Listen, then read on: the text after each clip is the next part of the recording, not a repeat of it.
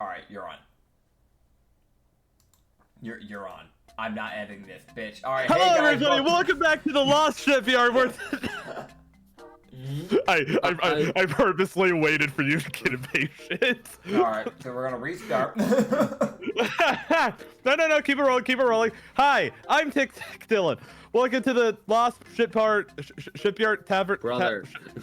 What's the name of the channel again? Fuck. Can we ban him from the channel? Can we? No! I thought you wanted to be a member of this No! channel, and here you are. I do. No. Look here, I'll keep it going. That's Shit. Nits. He's eating a cupcake. He plays Ryu. He's kind of mean to me. That's DM over there. Acrid. He's a lizard. He's also kind of mean to me. Hi, I'm Dylan. I'm mean to myself. And I also play John Shaw. Yeah. Yes. And we're in a post-apocalyptic fantasy setting where everything is dying, and we're trying to make sure everyone is not constantly dying or fear of imminent death. All right.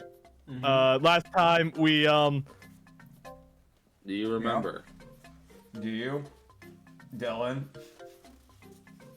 Do you remember, buddy? last time there was like a Solar King guy. There's like this weird jester guy that came out of a portal. John has siblings. That's cool. Would like that for him. All right, cut. All right. I got my cut. cupcake done. Let's take over here. Nits, please salvage All right. this. Hello, everybody. Welcome to the Lost Shipyard. This is Cape One here. My name is Nitsify. I'm your host, and also I'm the player, not the DM today. I play Ryuzuka, the Jurla. The Jurla. I play Combining the Jurla gestures. Dester. We also have Tic Tac Dylan, who plays John Sean, who is a fire elemental warlock. We also have Acrid, who is the DM, and he plays literally everyone else. Even Hi. you. He plays you. And you. And you And too, you. viewers. Fucking And that pointing guy at the that's camera. watching you behind the shoulder. Yeah. Yeah, you know Hi, that guy I'm in your that's... walls. In case you're listening to the podcast and you're currently at work, look up any of the people around you right now. Just know that those are just NPCs Acrid put in your world.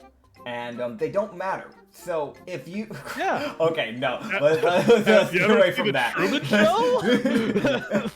Either way, for those who missed the last episode, go check it out, first of all, you son of a bitch. Second of all, what happened in the last episode? Quite a few fucking things. So we got back to the town, and we handled... Oh boy.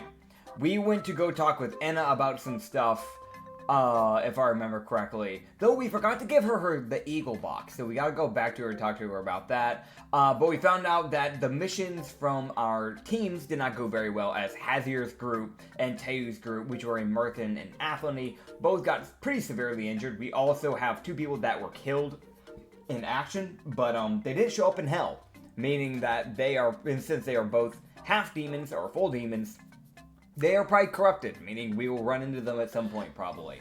So, essentially we have lost Ekis and, Divine, as they have died. They took a few good hits for the party, essentially. Teu has been mentally damaged to the point of no return, but we have a psychic goddess working on that, thank you, Vatrix.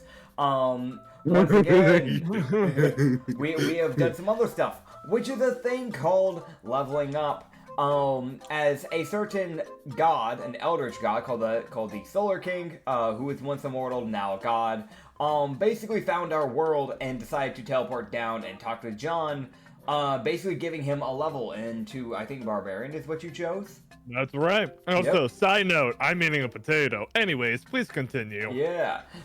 So yeah, he's basically got himself a level of Barbarian, as Solar King's kind of helping out. He even gave us some men to work with, so we now have a priest who's going to be helping out with healing around the Sanity, because there are some, some pretty injured people.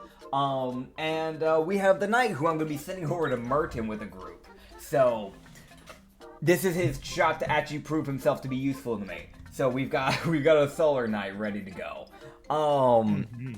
That being said, we are down quite a few groups, but we don't have as many missions that we need to handle this time around as we did last time.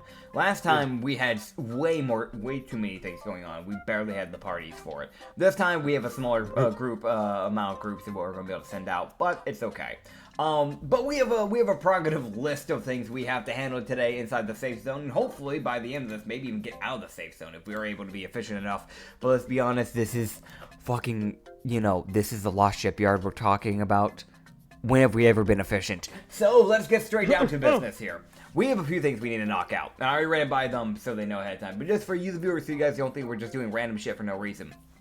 We need to go to Enna, and we need to give her the Eagle box, because she was needing that. We also need to go to the elites to go, because they are the ones that carried the crates. We need to open the crates, because we don't know what the fuck John Shonnery found. I hope I get a new CSGO skin. That'd be really cool. Oh, that would be great. That'd be great. I will ban you permanently. Dude, I can't wait for you to joke about that, and then you open that box, man, and suddenly you now have actual skin. You're human now. It polymorphed you permanently. You know what?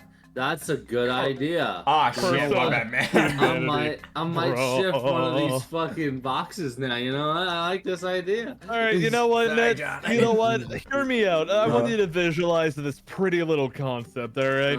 You open the box, and it's a sentient razor, alright? You know all that fur you have, all your hair, boom, you lose it. Hairless cat.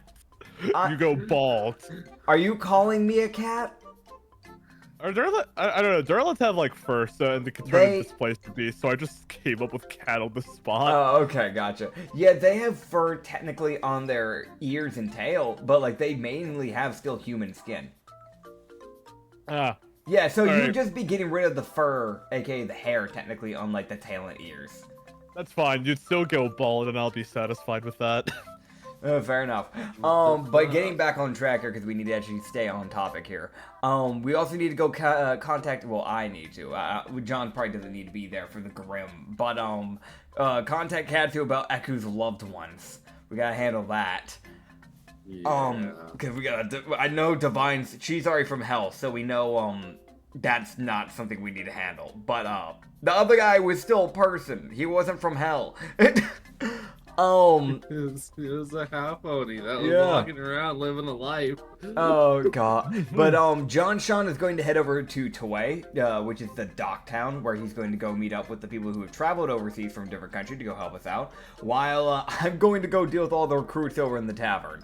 So we're going to be meeting a lot of new faces today, so be ready for that, everybody. Then we're going to head over to Osrin, and we are going to go talk with the Tabaxi from the Sapphire clan. I don't remember what the exact reasonings were, if it was just to, like, learn stuff, but, besides that, we need to, infiltrate, the Forgotten Temple that we found near Osrin, which is, like, 2 days away from it, if I remember correctly, and in between another town that's near it. After that, we're going to make our way over to Athelney, because we need to save some fucking miners. That did not go very well for Teo because they got there, but they were stopped by a follower of the Defiler, and if I ever see that person, I will string them upside down, string out their organs, and hang their teeth on my personal display wall. So, let's get this going, shall we? Man's about to maul us a bitch, Jesus.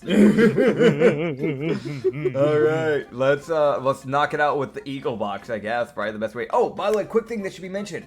Besides the Solar King thing, there was one other thing that did happen, which was the fact that, everybody fell unconscious besides 2 people, which was Rio, shortly after meeting the Solar King, and the Solar King, who was still on the mortal plane at the time and hadn't teleported back to his ship yet. So John doesn't know this, but, Rio's also gotten a level, because, he got to meet a god that made a deal with Rashi way back in the past, and, apparently didn't realize he was going to quite literally destroy the world at the time. That does not benefit this god at all, so he kind of wants that not to happen. So I struck a deal with the Mime, who is apparently, when it comes to god rankings, there's God, Eldritch Gods, there's Thaumians, and then there's the top 4. Which the top 4 is, the Omnipotent, which is essentially the Defiler. We know about 2 of them, the Defiler and the Destroyer. We know about those 2. And the destroyer's been sending soul warriors to help us out because they do not want this world being destroyed, unlike the Defiler. That being said, I got to make a deal with a fucking Thamian, so I have a level 1 in some class that Dylan doesn't know about. So, Yeah. I'm watching you, Nitsify. oh, Bitch, John doesn't know. Oh man, but yeah, right. I should screen share. That would be good so you guys can see your music. But I know you guys can only listen to your own music. But yeah, at least for the viewers, they get to hear it. Whatever. I mean, I don't usually. Valid. I know Dylan likes to listen to his random jazz from Persona 5, specifically the one from the first fight at the main stage. Okay. No, hang on. It is not random. It is not random. Let's get that straight right now. Believe it or not, there is a method to my madness. Okay. And Acrid, counterpoint, did I ask? Jazz is bad. Moving on. Jazz is fun. I don't care. Jazz counts on who makes it. Some people do really good, and then there's other people that just make it lackluster and need help. Look, I'm all about the jazz. Fuck. Huh? Nothing. Never mind. What'd you do? Nothing. It's nothing. Did you drop your potato? I love how we both went to think. Okay, I might as well mention it because I don't think you caught it. I said jizz at first as a joke and then changed it to jazz. Oh no, I didn't get that. I didn't hear it. Oh, fair enough. You just shouted fuck and we're both just like, what happened? Yeah. Alright, no, fair enough. Look, all I'm gonna say is, like, even for beings made of complete and total chaos just like me, it's fun to do some casual things, you know? Nothing like a little casual jazz. Anyways, back to entertaining. Yes. And good music decisions. Brother.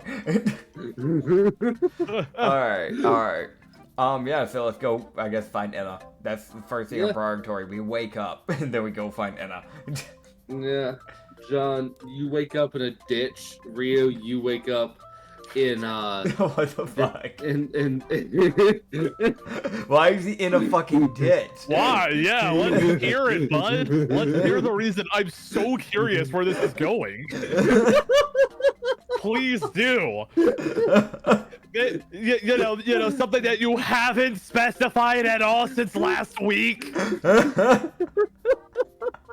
I was expecting you to say he was in the blacksmith being used as a source while he was asleep again. Oh man. I just said that as a joke. I didn't expect the most violent reaction from both of you. That fucking got me. I was like, yay, it worked. Alright, so, John, you would wake up. Rio would wake up. Both of you are fine. No one's robbed you. Does our sanity go back to normal since we're in the safe zone? Y'all gained, I think I said that you gain 20 sanity for every day that you were in the safe. That's right, yeah. And you're not really doing anything, so you regain 20. Don't. Yeah. Don't tell anybody, because nobody knows what the other person's sanity's at. Woo. I'm at 1 million. Bitch.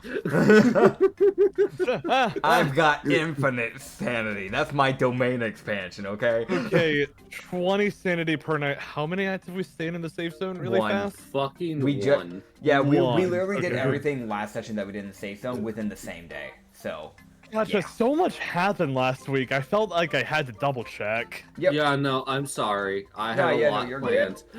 We had a lot. Like, I mean, I know I've said this before, but I do genuinely appreciate the heads up. Yeah. It shouldn't be as long. I hope not. It shouldn't be. It shouldn't be. I don't have nearly as much planned. I had a month for that session. Yeah, that's fair. That's fair. All right. So you would go give Enna the box, and yeah, from what you can, and I don't think there needs to be much said about that. From what you can tell, the box has notes and papers that she needs to look at. Okay, fair enough. It's basically like, this will be useful later after I read up on everything. And fair enough. she'll give you some more knowledge later. It's just go fucking do a mission and then come back. Okay, fair Like, enough. it's the most, like, literal sense of go do a mission and come back in a video game.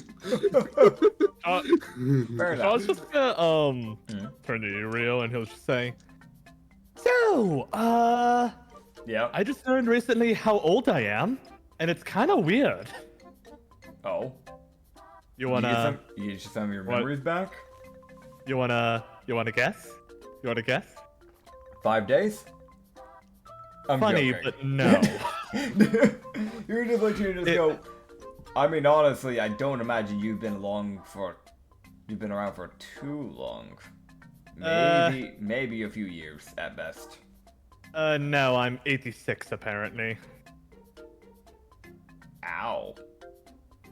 Yeah, so apparently I trained for 40. So I what's your age limit? I have no clue. Well, so I No. actually managed to reunite with my sister in the tavern Yeah. recently. Found out that two of my our other siblings are planning to come towards here, by the way. Okay, so are there also fire elementals? No. See, here's the funny thing about that. We're actually all a different variety of fire people, essentially. Ooh. Oh, so they might not age as well.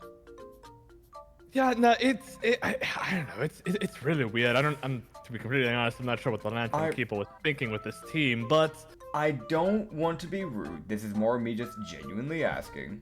I Yeah. know some races age faster than others. Darlith, we live to normally 400. If you have a fire genasi, I don't think they live very long. They live like normally for like 100, 150, I think. If they're in their 80s, are they going to be useful? I'm not trying to be rude, but I like, old bones and age. Okay, well, let me stop you right there. Apparently, I was told that they were fighting on another planet, and they're coming here now. Okay, so they will be useful. So- Good to know. Yes, I'm not really I mean, all this power scaling is quite strange, but I think if they're literally fighting on another planet, they can hold their own quite well. Fair enough.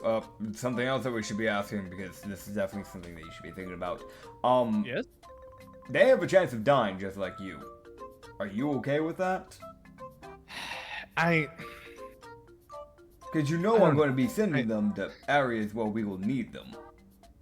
I honestly don't know. It's weird. My memories have been I've been managed to slowly remembering the 40 years we spent together training. It's rather quite nice to look back on, but it's weird. Like, on one hand, I feel a connection, but on the other hand, okay, well, apparently I've lost over 50 years worth of memories with my family, so it's a little bit harder to also connect. I don't know. Even though it was nice getting to catch up with my sister again, I didn't like how she felt like a complete stranger. But Give it some time. my point being, I think I can be fine with it, but I don't know in the long run. Well, we'll be here for a few days before we start sending people out. We're gonna, obviously I already told you, you're gonna head over to the port while I go to the people in the tavern. We'll probably be in Osmond for a bit, but eventually we'll have to come back here to pick up rations before we head out to Athelney and send everybody off to their separate quests. So when we come back here, I don't know if any of your siblings will be here, but if they are, take your time to actually talk with them. There's one. Admittedly, I am a little concerned because, well, if my memories are correct, and I think they are, my oldest brother. How shall I put this? He's sort of like that fig fellow, only smarter. But probably a little less murdery, by comparison. Fake fellow? The big badger. Oh, fig. Yes. Sorry, I Yes. misheard you. No, it's okay. It's quite okay. And I also have a little sister. I don't... That's mostly the one that I've been the most concerned about because I remember the old me used to be very protective of her. So, and I don't quite know how she's turned out. That's fair. Honestly, I pegged you to be like the youngest if you did have siblings.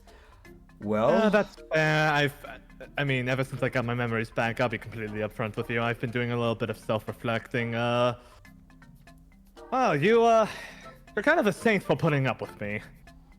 I try my best. I know I threaten you from time to time, but if I'm going to be quite honest, I do that with just about anyone, even my own friends. So, don't take it too much to heart. It's more of me just trying to get people to fucking listen half of the time. Well, let me get something straight. I do want to be more of a reliable team member to you and everyone else, so I think my mind's been a little bit more clear. I got my memories back. I mean, I still have weird thoughts like eating chairs and rocks, but I don't know. The Solar King definitely helped. That's fair. I will mention, at least maybe it's just me, but I wasn't going to quite bring it up, but I think when you started eating rocks, it looks like your body's kind of changed a little. Maybe that's just me, but it looks more oily. Oh, yes. No, I've noticed that too. It's, oh lord. That's still a mystery to me. This is a very hard guess, but since I'm literally sentient fire, it's very possible that I can maybe absorb or interact with other arcanas. I've always been able to understand magic decently well from what I gathered. I mean, if you think about it, technically, the whole thing that's keeping you alive is essentially your arcanic core. That's the only reason why you even exist to begin with, so it makes sense. Yeah, I'm not gonna lie, my existence is weird. Yeah. Yeah, it's... Elementals are kind of complex in that way. I'm pretty sure if someone really tried, they could turn a fire elemental into an earth elemental pretty easily, if they tried hard enough.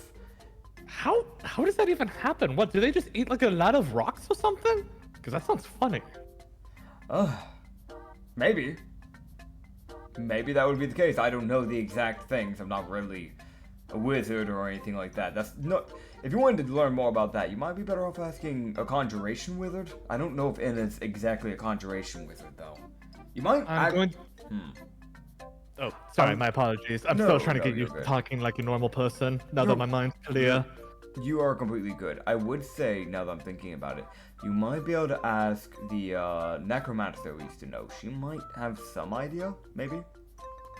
I may keep that in mind. Say, when we're, talking like normal people to each other, out of curiosity, where'd you learn your sword fighting? You're quite proficient in it. That was my father. What? He was a cleric. He followed, what was that bitch's name? Right. He followed Kal-Il, the goddess of death. She's kind of a problem. If you ever run into her, keep your mouth quiet. Don't really say anything to her unless you need to, but just understand that she is probably one of the sole reasons for why half of the people die in this world. She's a problem. Right. Yes. Personally, I have a vendetta against her. That being said, my father, before he passed away, he wasn't at home much really, or really stuck around to help out with anything.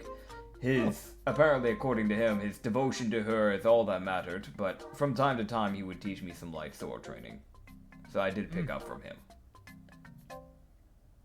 Wow.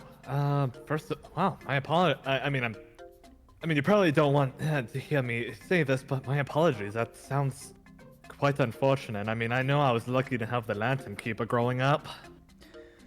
It is what it is. My mother made up for the lack of a proper father, so it's at least something. Oh, we were both trained by our practical fathers to fight. I didn't expect to have that in common with you. Listen, the world is fucking weird. And as far as I can tell, when it comes to reality, normally it's the things you never expect that bend people a little bit closer together sometimes. Kind of like how, for some reason, you and... I still need to learn her name, but the queso lady got along, and I'm pretty sure one of the main reasons is simply because you're both made out of hot substances. Well, I could see why you would think that, but no, she's just actually quite nice to talk to. That's fair enough, too. However, I'm a little concerned on Fig. I don't know if he told you, when you were sleeping, he got talking to me randomly, even though I was just trying to mind my own business. His grandmother quite literally just flat out admitted to him as a child that she was the cause and the sole reason of some random house fire in 92. Eh? And he seemed proud about it. And she used it as a way to tell him that the only way to survive a house fire is be the one to start it. You know, that fake fellow just asked me out of nowhere quite recently if I, quote, had a family. Well, I mean, I didn't have my memories back at the time, but now I'm starting to debate if, maybe he shouldn't know about a family of fire people. That seems like a threat, going to be honest. Yeah, but you know what? From what I gathered, everyone's been stretching their personal moral codes ever since this whole apocalypse started. So I'm not gonna worry about it too much. That's also fair. Alright, well, if you want to be useful, we need to get stuff underway. We're gonna go, let's go check out those loot boxes that we have with the elites. I know they're looking over them. And then after that, you can start heading over to Toy. I'll go deal with the rookies over in the tavern area. We can go from there. Oh, yes, let's go look at those toothbrushes. I mean, box. Yeah, let's go look at it. Yeah, let's. So you guys, I will just say this. There's also just a shot he was trying to make conversation. Yeah. That is a chance. It's Fig. It's either a death threat. It's a death threat, or it's him trying to be nice. You don't know which. Yep. Oh man. Okay, so what's It was the most like he asked a question, he got fucking nothing, so he gave up. Like, It's fair. It's fair. You're dealing with a barbarian. yeah. All right. As you guys would be walking through the town, Ryu would notice something. Mm-hmm. He would notice Black Eye moving about, just Okay. kind of flickering in between the commoners as he's walking, and they're not noticing him. He's just like gliding between like the people as he's walking. Heck yeah. So there's just this like completely deranged looking grinning man moving throughout the crowd and nobody fucking sees him. Of course. Oh boy. All right. Yeah, so he's moving about, he's doing something. But yeah, that's he looks over at you two and John for a moment. Because you don't see Black Eye normally. Yeah. It's normally that he normally cloaks himself. John, you would for a moment feel as if someone's watching you. And as you would look over, you would see, and I don't know if you've seen, I think you've seen, I don't know if you were here for when Black Eye was introduced. I don't think you were. And I don't think He you've wasn't. seen it. I can't remember. That was on the- Oh, sorry. That was the one session you weren't Okay. here, yeah. That was a solo session, yes. Right. So, for a moment, I will resend this image. You would see, Thank you. and this guy has, like, I think it said 4 extra eyes on his head. Yeah, and he also has an insane smile. But you see this guy interspersed in the crowd, smiling at you and Ryu, as he would then disappear. Yep. Okay. Yeah, no, so he appears, I see. and you see like a small crackling aura around him, and then he would disappear. And it's the most just like, it's not like he fades. No, it's just gone. Like, Okay, dear Rio, I do know you're desensitized to just in general madness and everything loony, but that was normal, right? That was Dark Eye. Black Eye. Black Eye. Okay. He's the And sole what- reason why we have the zone. Oh. If he but he dies, seems we lovely. lose it. Oh, I hope he's lovely. Oh, we gotta protect him. Oh, dear. Oh, dear. We also, I checked on Spike recently. He's developing well. If he gets strong enough, we might be able to actually use him as a pillar to take over for black eye, which would be good because the more this corruption spreads, the worse his health is getting. Wait, is that your pet frog? Mm-hmm. It's starting to gain sentience. It spoke to me telepathically. I'm so sick. So when was that development? Yes, you didn't know. I forgot. I could have sworn I had told you. Yes, I have a certain cult man named Williams. I'm keeping him very well in check, but essentially I'm essentially having him make a form of worship around Spike, and people are starting to follow it. If he gets enough worship, we might be able to turn him into a god. If we can have a god that we have in our control and at our disposal, then he might be able to keep people safe permanently, even if we fail.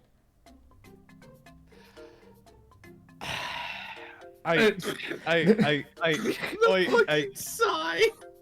You know what? Mm-hmm. I think this whole experience they have taught me to be a bit more of an open-minded person. Mm-hmm. So that sounds good. Good. Think about it like this. The Solar King was once mortal. If he can do it, why can't we? I suppose you might have a point there. Indeed. I guess I should remind you as well. Right. So there's a halfling that's just kind of going around town. Just a little heads up. If you see a little guy, kind of like brown hair, he typically wears kind of like like a brown shirt. Very like commoner looking, like normal everyday person, right? Little halfling guy, freckles, really friendly. His name's Locus. Okay. He has a little pendant. If you see him randomly stand up with pink, purple glowing eyes, just know that he's still okay. He's fine. Right. He's not being corrupted. I'm saying this because normally that's a corruption thing. He's acting as a vessel for Vatrix, the goddess of psychic, so she can help people with the whole damaged mentality thing. Like with what we saw with Teiyu. So she's helping repair people, but she needed a vessel to do so. What? Locus is acting as a vessel, essentially. I like to imagine John's face is kind of like slowly tilting to the left, not in like a zoning out kind of way, but just more like What the fuck? this is like you're saying this so normally. How do you find this normal? I mean, to be fair, you were talking to a guy that has already kind of lost his shit to a degree before this campaign started. Also, go ahead. No, you can go ahead and finish. Cause it technically happened after. Okay. John's head would just kind of snap back into place, and he'll just say, "Okay, cool. I'll just pretend this is all normal, and I'll just go along with it." Sorry. There's still a part of me that wonders if there was like the previous me was also normal with this stuff. You know what? It's been really weird. Like I could remember maybe like about the first 20 to 20-ish years, maybe less than that, of my training. And then I remember some bits and pieces before I had that big fight with that purple-eyed freak, which, by the way, I actually learned recently that he's been planning this for quite a while now. This whole grand apocalypse scheme for my sister, and it's... Like, am I wrong in saying, why don't you just get a blasted hobby? Oh. For goodness sake. Hobbies are a thing. I thought I told you. I was pretty sure I told you this, but I found that out last time we were here. You probably did. I've just again, mine's being so weird. Like again, I'm trying to like. Yes. Yeah, I think I can actually fathom thoughts for once, but it's still really weird up in here. No, I get it. I'm kind of doing what I can to hold myself to my best of my abilities as well. So trust me, I understand completely. Right. Oh, I should remind you, because I would not remind you, just more of like a heads up. You're working with two gods now, right? You're working with the Solar King, and there's also your god, the one that owns your soul, essentially, the Lantern Keeper, if I understand correctly. That's correct. So just word of advice, as someone who's balancing, keeping the peace between four gods that normally would be at war, and a random god, and another random god, and another random god. Make sure you check on both of them every now and then, because if you let one get dissatisfied and feel like they are being shown more attention than the other, they might, things might get messy. Real quick. Oh. So just, make sure you balance those, relationships. Oh, so it's not like when you have Yeah. two girlfriends, but you want to give them equal attention. Gotcha. Yes, think of it like put yourself in the mind of a horrible noble that has thousands and millions of, copper, and is super corrupt, right? Now imagine you're that horrible person, right? But you have all this money, so you buy yourself 5 women, 4 men, and 1 non-binary person. And then you just continue to just show all this love to one specific person, the others get jealous. And so eventually they start talking to the jester, and the jester starts seeing that he's treating his people horribly, and then eventually the jester kills them. You don't want that happening to you. You don't want to be that noble. Are you okay? That sounded quite specific. No, it's just metaphor, don't worry about it. Okay, well, no offense, but I'm gonna be honest, my first girlfriend metaphor made more sense to me than that other part. I don't even know where the jester came from. Oh, it's just, normal noble stuff. Normally they'll have a jester or something like that, because normally they have more than nothing to do, so normally they'll have an entertainer of some sort, and jester is the most common form of entertainment. Maybe it might have been better if my mind was still broken, but anyway. Alright, let's see what's in those blue boxes. Also, then, as you guys are having it, you would then hear oh, hey, Ryu. Hey, John. Hello. Hello. How you doing? It's Locus. He's walking by. How you doing, Locus? You just see this little halfling. And if you scroll up, John, Yep. you can see in the fucking NPC village, you can see Locus. This little halfling. Right above him. So 2 above Black Eye. I see it. Yeah. Yeah, so you see this really friendly looking halfling walk by. Yep. Yeah, he just gives him a wave, just says hello, Locus. The normal. Just Locus says hello as he gets on his way. Time to go to the morning sermon. God is gonna Yep. God is just gonna suddenly go cross-eyed and says, "How's your toothbrush?" What? Man. I want to mention, you would just see the most, you would see Locus stop, and it's the most, the error sound effect. He's playing, he goes, that's a toothbrush. Bye! The fuck? And John leaves. What? Huh? Rio would notice this, but after that toothbrush comment left John's non-existent mouth earlier, John walked on by him, and his eyes just completely shrank as he realized what left his mouth. How I'm sort of characterizing this is that sort of feeling where you think of something to say and then it just comes out completely wrong. Oh, man. Alright, but anyways, continuing. Yeah. Oh boy. You guys would head over to the elites, which you would find the big ol' Warforge Yeah. getting worked on by none other than Bandit King? yeah, the Or Bandit Solana? Gotcha. King. Which I'm double check. Oh yeah, Zelvik Dawn is working on the elite to make sure he's working, and you can tell Zelvik's like, this is some fucking, oh, what the hell? He is. You just hear him mumbling, what the fuck were they think? Why is that gear there? He's just talking to himself as just he's existing. It's the most finally something I can work on. Fair. And then, but the elite would point y'all over to 3 crates that are stacked up pretty nicely. Hell yeah. So, do y'all want to go for 1, 2, or 3? I feel like it makes sense to just go 1 to 3, right? Yeah. Perfect. Yeah, Now that's John's gonna say, my Sean instincts are tingling. All right. And go for the second one. Hey, You're going. Oh, okay. I was gonna say, Dylan, do you want to like who wants to open the boxes? Because like, what if there's a bomb? We don't know what John Shonnery found. Fine, I can take it. Look, Nits puts in a headlock.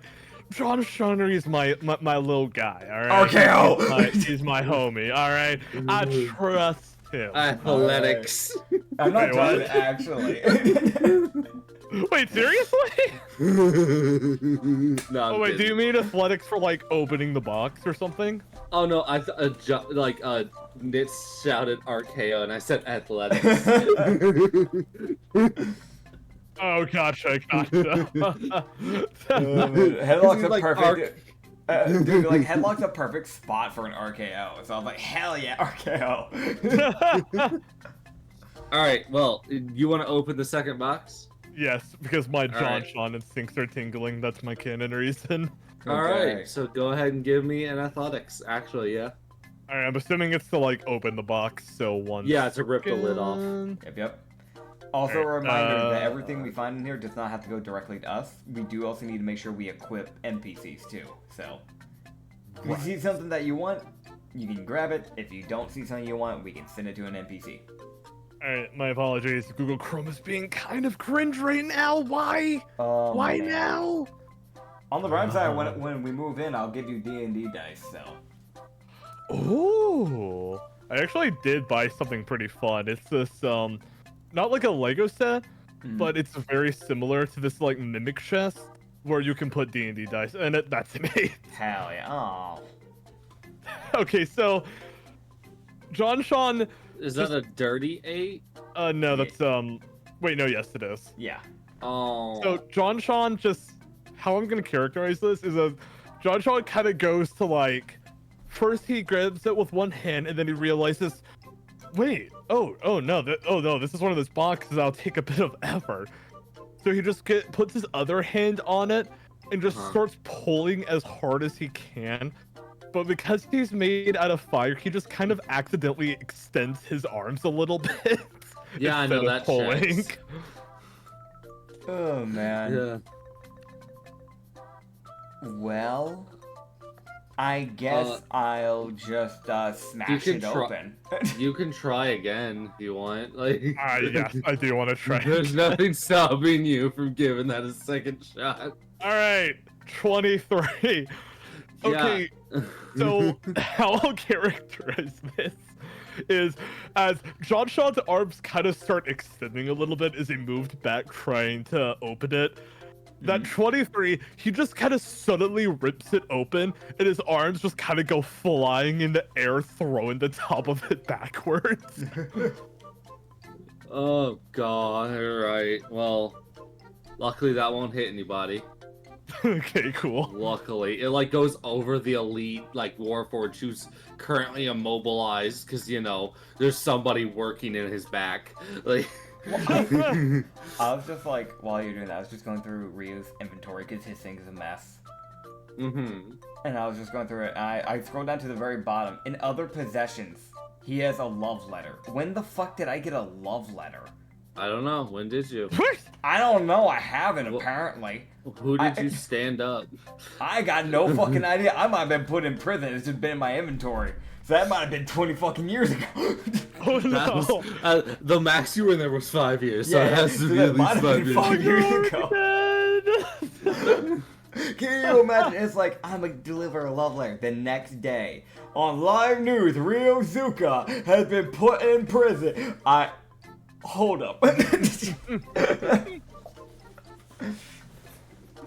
They blame themselves. Oh Alright, god. yeah, sorry. Alright. Anyways. All good. Oh boy, here we go. So my man, you find a lot of things in this box. Yay. What'd I And get? A Which is lot. a tank. So you find this ring. Okay. It's a black ring with the edges of it are black, and then the middle bit of it is like a red with some like black like design going around it. I really can't describe it that easily, honestly.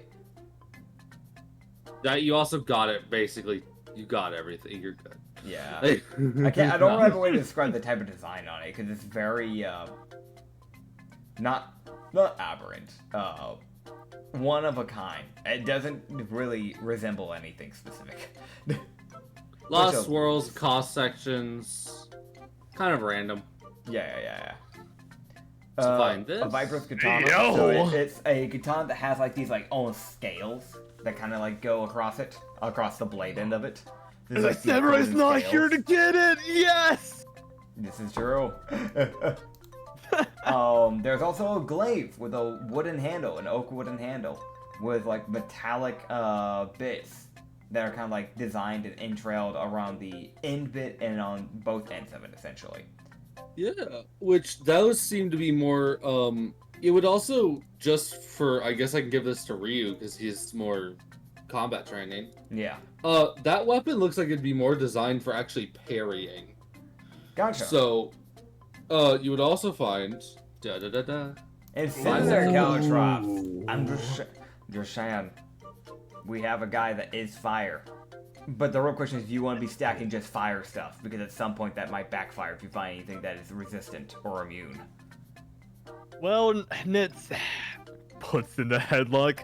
You've Arcane. never played Pokemon before. You see, don't you know in Pokemon when you go to the type disadvantage, obviously, the strategy is to just keep stubbornly trucking through until you get a win?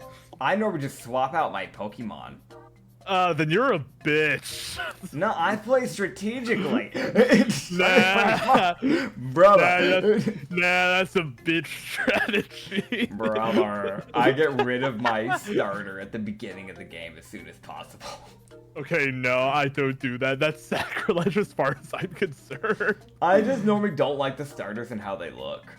There are a few starters Okay. that I'm willing to have. Like, I like Turtwig, but I don't like the majority of them. Okay, you're telling me you wouldn't pick up Wee Cat, brother, the marijuana cat. What? Po- Oh, that. Nah. There's latest better, Pokemon games. there's better Yeah. Pokemon. Bro. Yeah. there's Bro. better games. Anyways. Bro. Bro. Oh, and just this. Nah, so that's a sword that, is probably sentient. It has a face on it. So the blade bit, right? Like the That's a handle great bit sword, by the way. Huh? That's a great sword. Okay, so great sword. Here's the thing. The handle looks pretty normal, right? You know, just like a metal little handle, right? And then you get to the bit where, like, there's supposed to be the bit that kind of separates the blade and the handle. Except that doesn't really stick out. It's like a circle, a cylinder, instead of an actual, like, hole, or whatever you fuck you call it. I don't really care. But then you have the blade, and it's like, it looks like it may have been just a normal greatsword at one point, because at the very end bit of it, you can see where the metal was. But the majority of it has this, like, abyssal corruption, and it seems to just be, like, a pitch midnight black, and it has two yellow glowing eyes and yellow teeth sticking out of it. And the blade went from being instead of one sharp blade, it is jagged and torn. It's also got some weird black particles. Can I arcana check that shit? Yeah, can I as well? I want a talking sword. I want to know if it's fucking cursed. I wanna talk to the smiley face in the middle of the sword. Dirty 19. I got a natural 13, so. 1 minute. I got an 18. I don't want someone Dirty. attuning to it if it's actually going to kill them, so. Okay, so you got a dirty 18 or a nat 18, Dylan? I got an dirty 18 and it's got a 19. Yeah. Okay, cool. That works. That's cool. I'm That's also grabbing fine. Anna. I want Anna to do this too. Man walks 10 minutes, grabs Anna, comes back. Yeah, I thought they were in similar rooms. That's why I was saying that. Okay, well, I'll just grab Zelvik for a quick second if you can come and look over. Okay, sure, that makes Panicking. sense. The artificer would know. Yeah, you just see, you're like, Zelda, he's like, huh? Right. He's almost, huh? Can you take a look at Oh, this real what? quick? Yeah. You would see Zelvic walking like, the fuck is that? He's gonna take a moment and he's gonna look at this. And I rolled, and I need to make sure if I have, because this guy does. This guy has a character sheet, unironically, so I will pull up his Arcana. Yeah. Yeah. I have not had to pull his sheet up in a fucking minute. Oh my god. Yeah, no. Okay, well, if y'all were gonna miss something, you don't now. So with his 35... Yeah, there it is. In Arcana, yeah, it's an artificer. That makes sense, I think. He's also like probably max level too. That's the other thing. Yeah, he's not a weak artificer. He's been around for a long ass time. It is like one of his main things. It was also mentioned that like he actively took over an entire country at one point. So yeah, no, I'm not surprised. So, but unfortunately enough for him, he's not from here, so he doesn't exactly. He's like that. So you guys would both pick up pretty quickly that there is a spirit in this sword. Okay. John, you've never come across a spirit like this. It's kind of like this, like, huh? I get the sinking feeling. There's something wrong with this spirit. Nits, you would get, and I will actually copy the name of this weapon. I will paste it. As you would actually figure out that this is called a Blade of the Dalgro, which fuck. You want me to English, Drogro. please. Dyslexia is Drogro. killing. Drogro. Thank you. Drogro, you're welcome. Dyslexia is killing me. I figured. Those, if you would realize that, and the Bandit King will, okay, that's fucking cursed. You're not getting that unattuned. That's a permanent attunement. It's strong, I can tell you that. Just an immediate look, but you're not letting go of it. And that doesn't... I might save that for a certain someone, unless John wants to permanently attune a greatsword. I think I might have someone for this. Now I do. I mean, I actually was kind of considering it. He would, the Bandit King, he's like, I can tell you it's definitely very powerful, but the main thing I would want to hint or inform, as I don't want to mislead you and then it fall back on me. He's almost just like, because he's looking at the guy who's actively threatened his life, so, like, he's the most, like, he's like, if, from what I can tell, if you can get the spirit to like you, it will be less cursed. Is there any way I could learn about, like, the stats? Like, what kind of damage roll would it have if I were to use it? So let me, did you... You wouldn't be able to get the stats exactly, but the Bandit King would be able, Zelvic would be able, he's like, I can let you know this, that it will definitely do a lot of necrotic damage from what I can tell. Which, it seems to also have an innate thing to bypass resistances to necrosis. That could be good, actually, if we're dealing with, like, zombies and stuff like that. So, it's that thing of from what the Bandit King would let you all know, and I'll put it in more player terms for you. This weapon is good, but it is cursed. So, it's that double-edged sword of, it's cursed, I'm not getting rid of it. I don't know if remove curse will work. Okay, follow-up question. Are greatswords classified as simple weapon?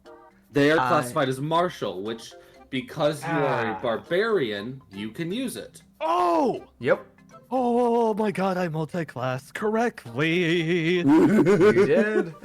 Oh my god! Yeah, it's also kind of why it's here. Okay, fair enough. Oh, I also have proficiency in shield. Oh, I could finally use that shield I got a little while ago. Okay. Great. Something to keep in mind anyway. though. I don't know if you can use the shield and greatsword at the same time, so you should probably keep that in mind. I figure that comes probably with- no. That comes down to how strong you are, but also barbarians can't. I don't think they can use a shield and get their unarmored bonus, Oh yeah, that's true. Okay. which is a boost from their con. So if the shield bonus is less than your con, I wouldn't use the shield. Okay. I know a permanent attunement is crazy risky, but I You wanna kind do of it? would like to upgrade my weapon, and this could be a great way to actually do that. Yeah. And the other thing And about this is that Mhm. because we have a blacksmith and an artificer at our disposal, if like later on this thing isn't hitting the way it needs to, we can just upgrade it. Because there's no point in getting you a new weapon because you won't be able to attune to the weapon, or this will just forever take up an extra slot. We can just upgrade it instead if we need to later on. So If you Mhm. want to, it's just also this thing of the thing is probably not going to make you use it. It's just stuck to you, basically. It'll Yeah. just take up an attunement slot. It's like, well, I can just use these other weapons temporarily. I mean, that doesn't really feel like that much of a downside, mostly It's because just you lose the I attune slot. So- I mean, Yeah. I don't already have anything attuned anyways, and we're like over 15 sessions in. It's probably about time I get something good, yeah. or equip myself with something good to be more specific, because technically we have been getting good stuff, but anyways. Yeah, like your duck. The duck is genuine. I'm not kidding. Duck's actually No, fucking no. useful. No, it is! Yeah. I'm not it's- shitting you. I'm not pulling your leg. Well, no, I it heard is. that I sigh. agree with you. It's just that I now associate that with frustrating memories. That's why I always react like that when it gets brought up. That is fair. That is fair. Okay, do you want me to swap my dark shard amulet with you so I can have the duck so you have some, like, do we need to get that off your inventory? No. I'm Okay. keeping the duck. I'm keeping the duck dog. Dude, I Okay, can't wait okay. until I can't wait till one of the arm monsters picks up a rock, throws at you, go duck, and it misses. It's just the most like. Oh man. Okay. I want to look in the other loot boxes first before making a final decision, though. I think that'd be a smart move. Yes, that would be. Also, he would also because you had him roll Arcana basically on the box. Mhm.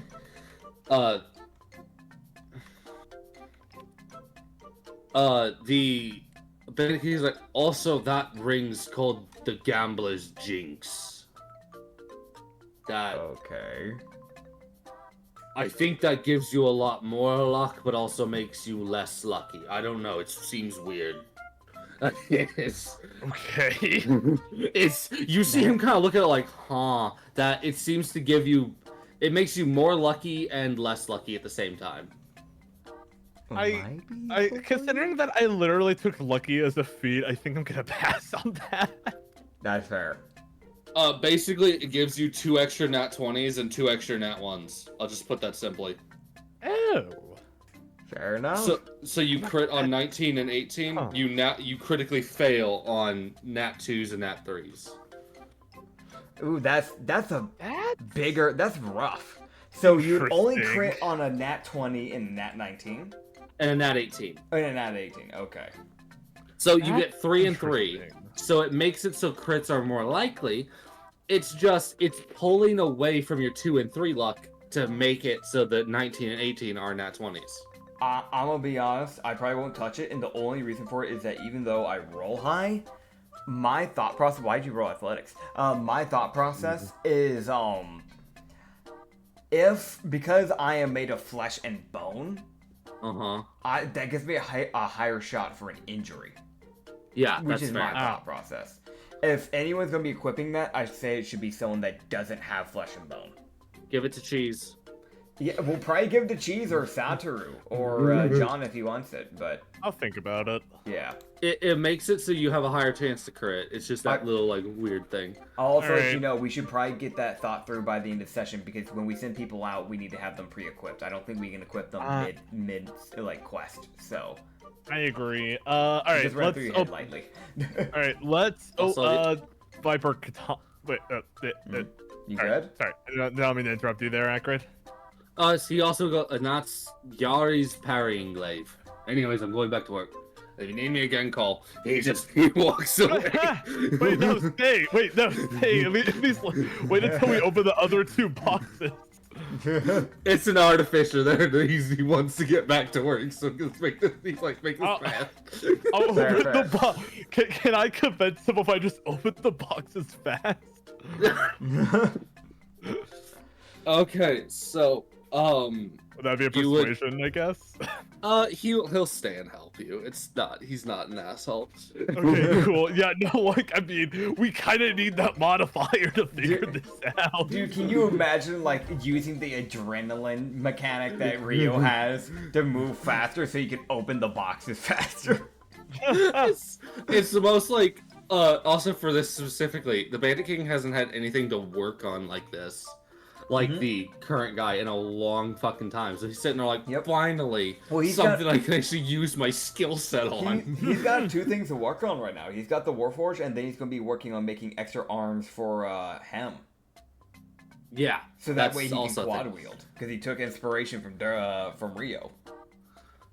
Yeah, you can already see like it looks like he's got some workshop stuff in the background. Yeah. So it's that look of like, okay, wait, this motherfucker's been working on something. Yep.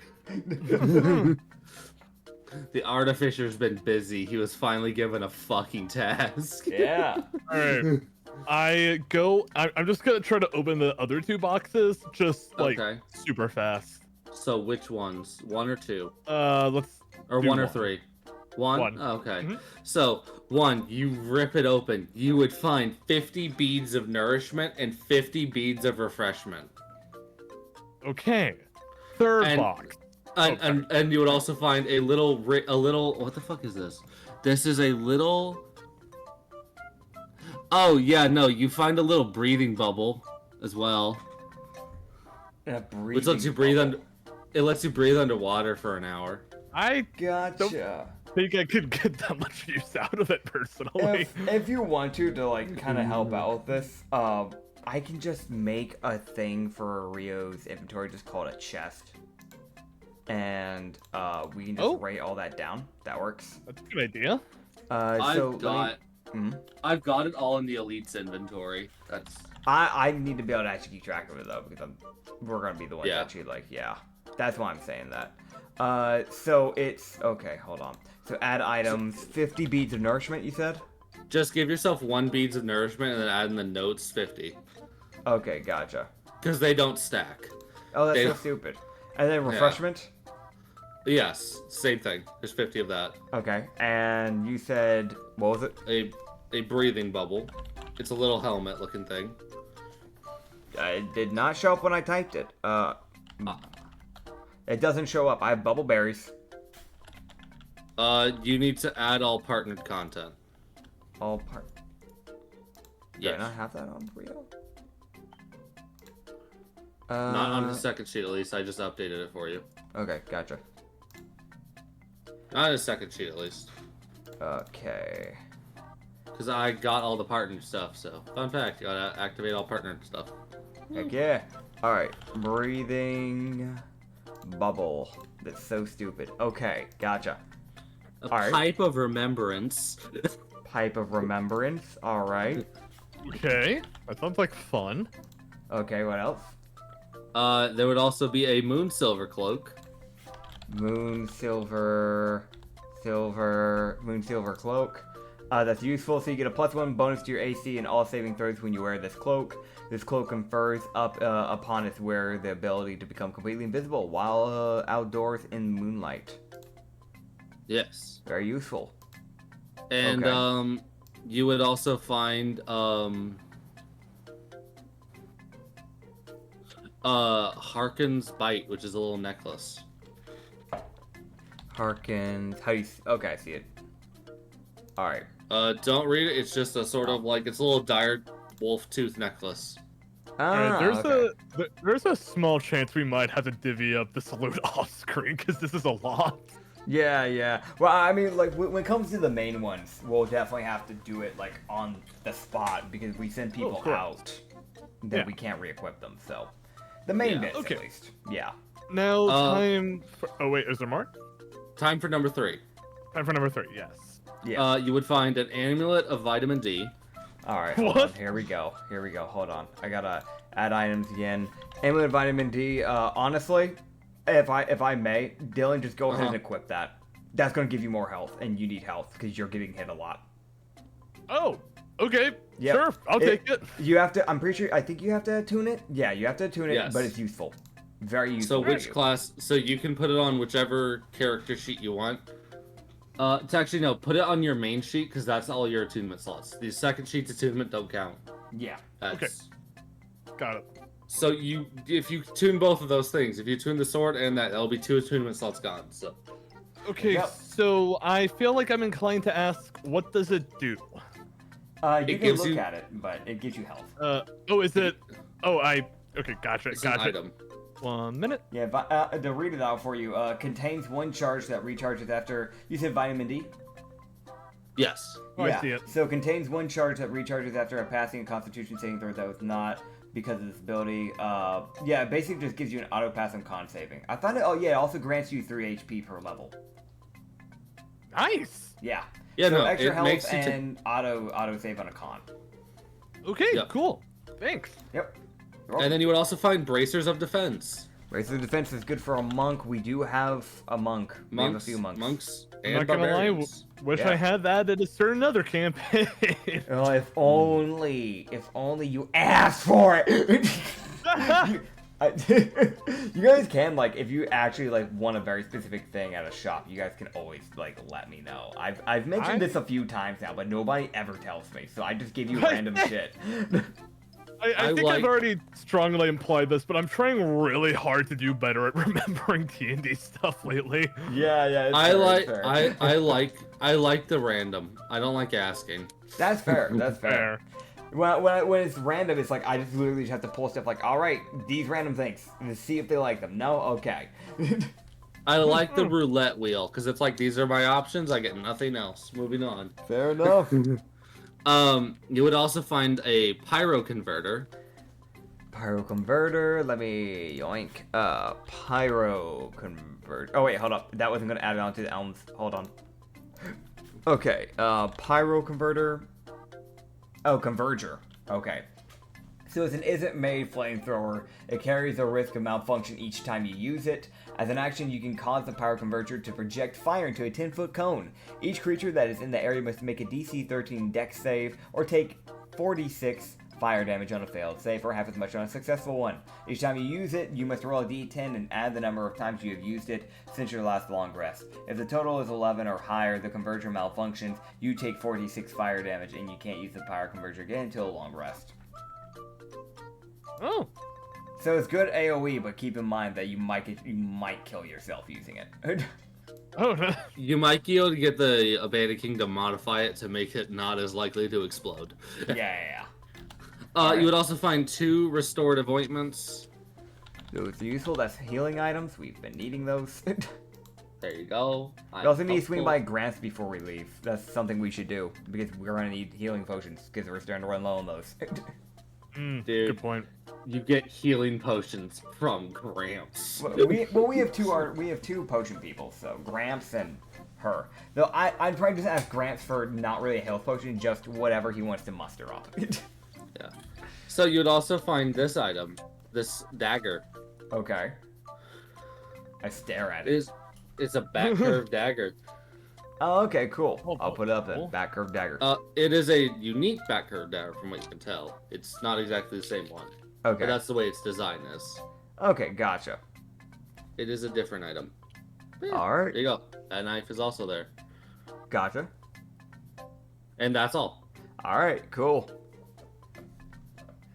Okay, I'm not gonna lie, Nits. I kind of want to go for that cursed sword. I mean, it's up to you, man. Yeah, if you want to grab it, I go for it. did legitimately think about it. It's like, okay, I could use a better weapon to bump up the DPS.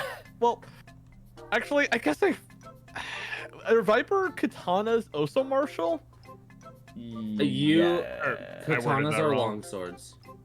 Yes. Yeah. Katanas Could are I- long swords, so yes. Could I, since that's not cursed, could I figure out what stats that katana has really quick? You can, yes, if you would like to pick it up and try to use it. Yeah. From what you can tell, it does the normal longsword damage, and it probably does some, like, additional, like... It does some light poison damage, and then from what you can tell, there's also probably a charge that'll make it do extra poison damage. Which is, like, more like actually coated in a viper's venom, and it's like, oh, fuck. Yep. Okay. God, this might be... I'm not gonna lie, this might be either the stupidest decision I make or the smartest, but John is gonna go over to where the blade of the Drillagro is, and he's just gonna turn to Rio and says, Rio, I might do something stupid here. Alright. John goes to pick up the sword. I thought about elaborating more, but it's funnier if the conversation was that small. Yeah. Okay. So yeah, I pick it up. So you'd be able to pick it up, and you'd be able to feel like, okay, it hasn't done anything yet, but also you haven't attuned to it yet. So, is there any way I could contact the spirit inside it? You can try. It'd be very difficult not being attuned. I believe. What would I need to roll? Religion. I'm assuming Arcana. I'd say Arcana. Yeah, that's fair. Can I get that guy with a 35 Arcana to help me out? Is that I mean, it'd send him in. It wouldn't send you. Oh wait, that would defeat the point. I'd be like asking my mom to talk to like an employee on the customer service phone for me. Yeah. All right. You can get the help action from him. He's like, you got it. Keep working now. Roll. How's the 24? Okay. So I had that DC set pretty fucking high, but yeah, no, you're good. All right. So how this John would do it? He would close his eyes, and he would. Yeah. And he would just kind of say to the spirit inside, and just saying, "Hello there. I hope I'm not bothering you, but would you care for a quick conversation?" Okay, so here's what you would feel. You would feel this sword start pulling on your mana, as it's going to use one of your mana slots, so this thing can manifest itself. Like in front of me? Yeah, it's pulling itselth out of the sword temporarily. Ooh. Oh, is it hot? That's up for you to decide. Worth a shot. As you would see a Dralgro, which, upon seeing this thing, I think really the only person here who has a chance to know what the fuck this thing is Ryu, because he lives here. Fair. That makes sense. Oh, yeah, no. Oh. No, pass. Okay, so this is something that I've only seen in one other campaign, which is the Russian campaign. aka the Siege campaign. So this is essentially a demon of death. That's what these things are known as. They show up where people are, where they kind of have a somewhat predictive ability of being able to slightly see into the future. So if they know that there's going to be a lot of death in a specific area, you'll see one of those. So the fact that it's in a sword is kind of weird. It might just be hanging out with the sword, hoping that people will use it so that way it can eat the souls of the dead that it kills. Most likely is my guess. But basically these things are just demons made completely of shadow, and they have very gas-like bodies, so they're just constantly shaking and waving. They normally have claws for hands and feet, normally 6 red eyes, 3 on each side of the head, and very razor-sharp, almost like shark-like teeth. Yeah. Okay. That's a Drago. It's a cursed blade. You shouldn't have expected a nice looking spirit. Alright. John would open his eyes to face the Drago. And he'll say, hello there. I don't suppose you have a name or something you prefer to go by? Not particularly. you see this thing just smile as it looks at you in the group, as Ryu would see out of the corner of his eye, like the Bandit King stop working and look over, like, the fuck is that? Like, yeah, it's the artificer's like, I'm gonna stop what I was doing. I don't know if that thing's friendly or not. Yep. As it would slightly tell us, like, you had questions? Yes. I was... Well, you see, are you aware of the current predicament that is happening around the world as we speak? Of course I am. Fair enough. My types are always aware. And we're wandering now. Free to walk. Well, to be perfectly blunt, I was interested in maybe using this great sword as a weapon ahead. But I wanted to, how should I put this? Learn more about you before... I mean, I'd feel pretty silly if I just take you along without any warning. You don't know what I am, do you? No, I don't. Ah. Well, to explain it simply, Drogro are spirits of death. We are aware of death that will occur in heavy amounts. We knew this event would occur days before it happened. We just didn't know what would cause it. Interesting. Well, if you're okay with me taking you along on this journey, I can personally promise you there's probably going to be a lot of fighting and death involved. There better be. I'm always hungry. And he would vanish as you would run out of questions. Luckily, that was your last question. He mentions that as he mentions he's hungry, which probably means whoever you kill with this sword, they're probably not coming back. I mean, we're mostly killing, like, usually whenever we have to kill something, usually it's beings who don't really have a reason to come back or can come back, is what I've noticed throughout this campaign. So by that logic, that's why I think it's fine, but holy shit, this guy is so fucking sketchy! Yeah, obviously. It's a cursed weapon. Fuck, I will say this, it is the most, like, eventually you might be able to get Enna to use, like, a wish spell to get it unattuned. Like, that's probably what it would take. I'll just let you know in full transparency, like, okay. remove curse isn't gonna work. Okay, I'll just go ahead and ask this right now. The only downside is being permanently attuned. Is there any other thing should I know about? 'Cause I've been rolling pretty high on Arcana today. I will be totally blunt. You will probably need to feed this thing. Like, it will eat the souls of the things you kill. But it has mentioned that it's hungry, which means it probably hasn't killed anything in a while. What that means is definitely the spirit inside the blade needs to feed. And if you don't feed it, it's gonna start getting pissed, which means it might start to lashing out at you. So the debuff is you have to counterbalance this spirit. Yeah. This spirit's death tendencies with whatever your morality is. So if you're a genocidal maniac, this sword's great for you. I see. Okay. I apologize for this taking so long to figure out, by the way. I mean, it's a cursed weapon. It's not something you should take lightly. Yeah. Okay, Nits, what do you think? I'm genuinely curious on your opinion.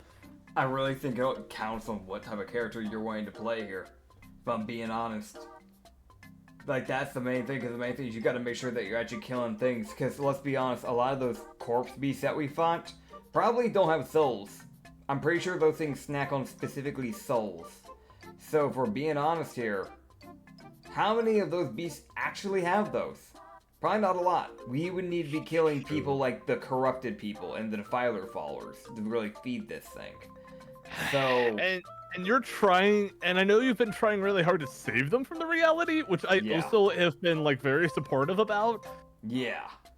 I don't think I should take this sword. If anything, because I know someone that could probably make more use of it than us, we could give it to one of the demons.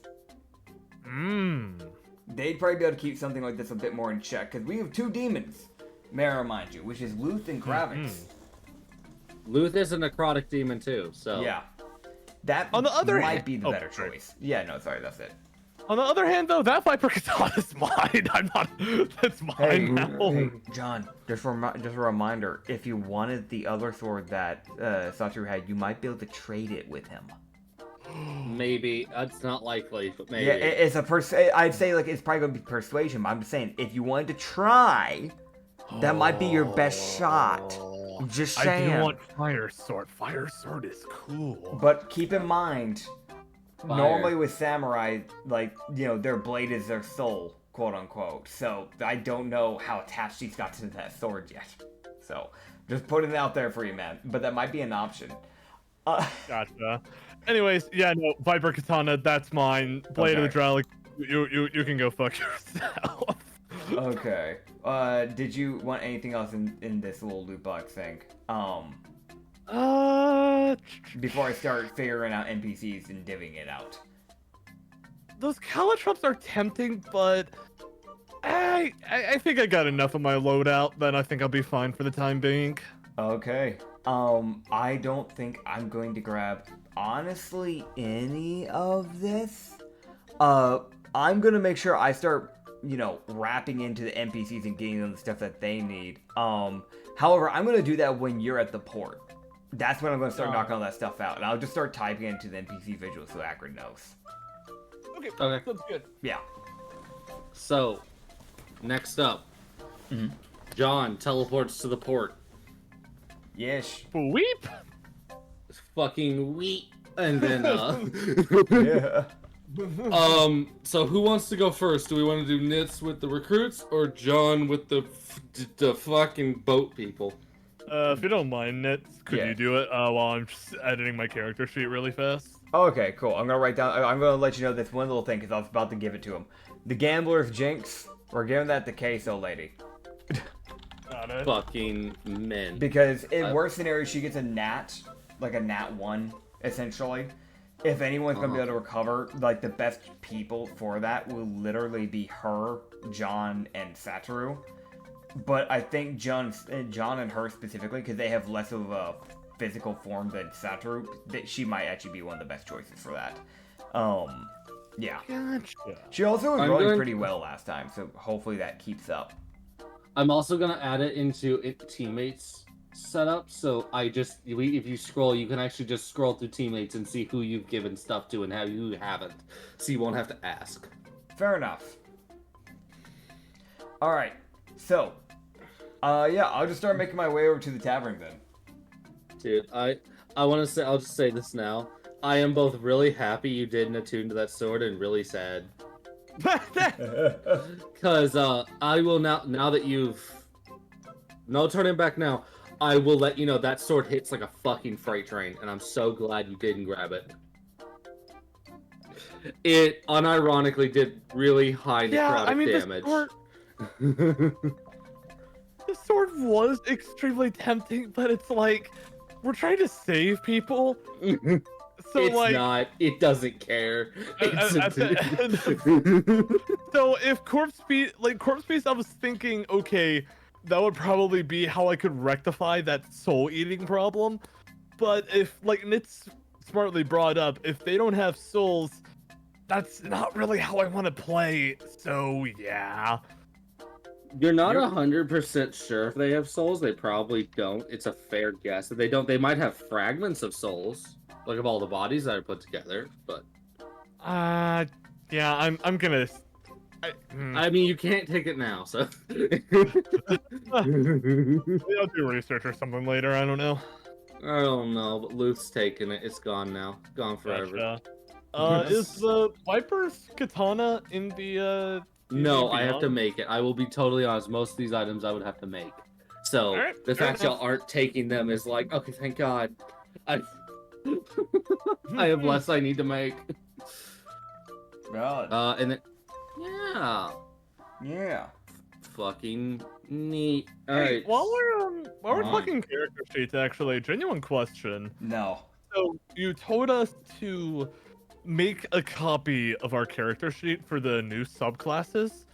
In Do the we class, yeah. add the health from the subclass sheet into our normal character? Just keep the 2 health separate, Okay. but you get both health bars. So Okay, so thanks to the amulet of vitamin D, I have 62 health points now. fucking Christ. Oh hell yeah! Yep. And I'm assuming you put that on the warlock sheet. The amulet, yes. I Okay, so remember you that'll told me to put that health will there. that health will only go up when you level up your warlock class. So that's when that will proc. So Yeah. just a Oh, little so- reminder. Little so rewording. you equipped it? Little rewarding then to kind of help with this. When it comes to the amulet for the amulet D, you will only get the boost from the amulet vitamin D from leveled ups when you level up specifically with the warlock. So if you level up with the other class, you won't get the extra +3 boost that you'd get from the amulet because it only applies towards the other class, towards the main class warlock.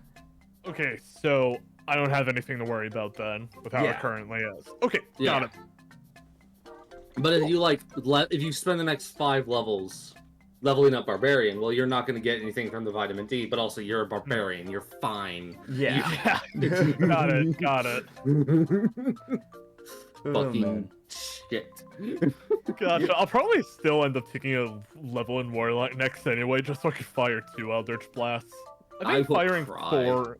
I think firing 4 in one turn could be very helpful. I will cry. Fair.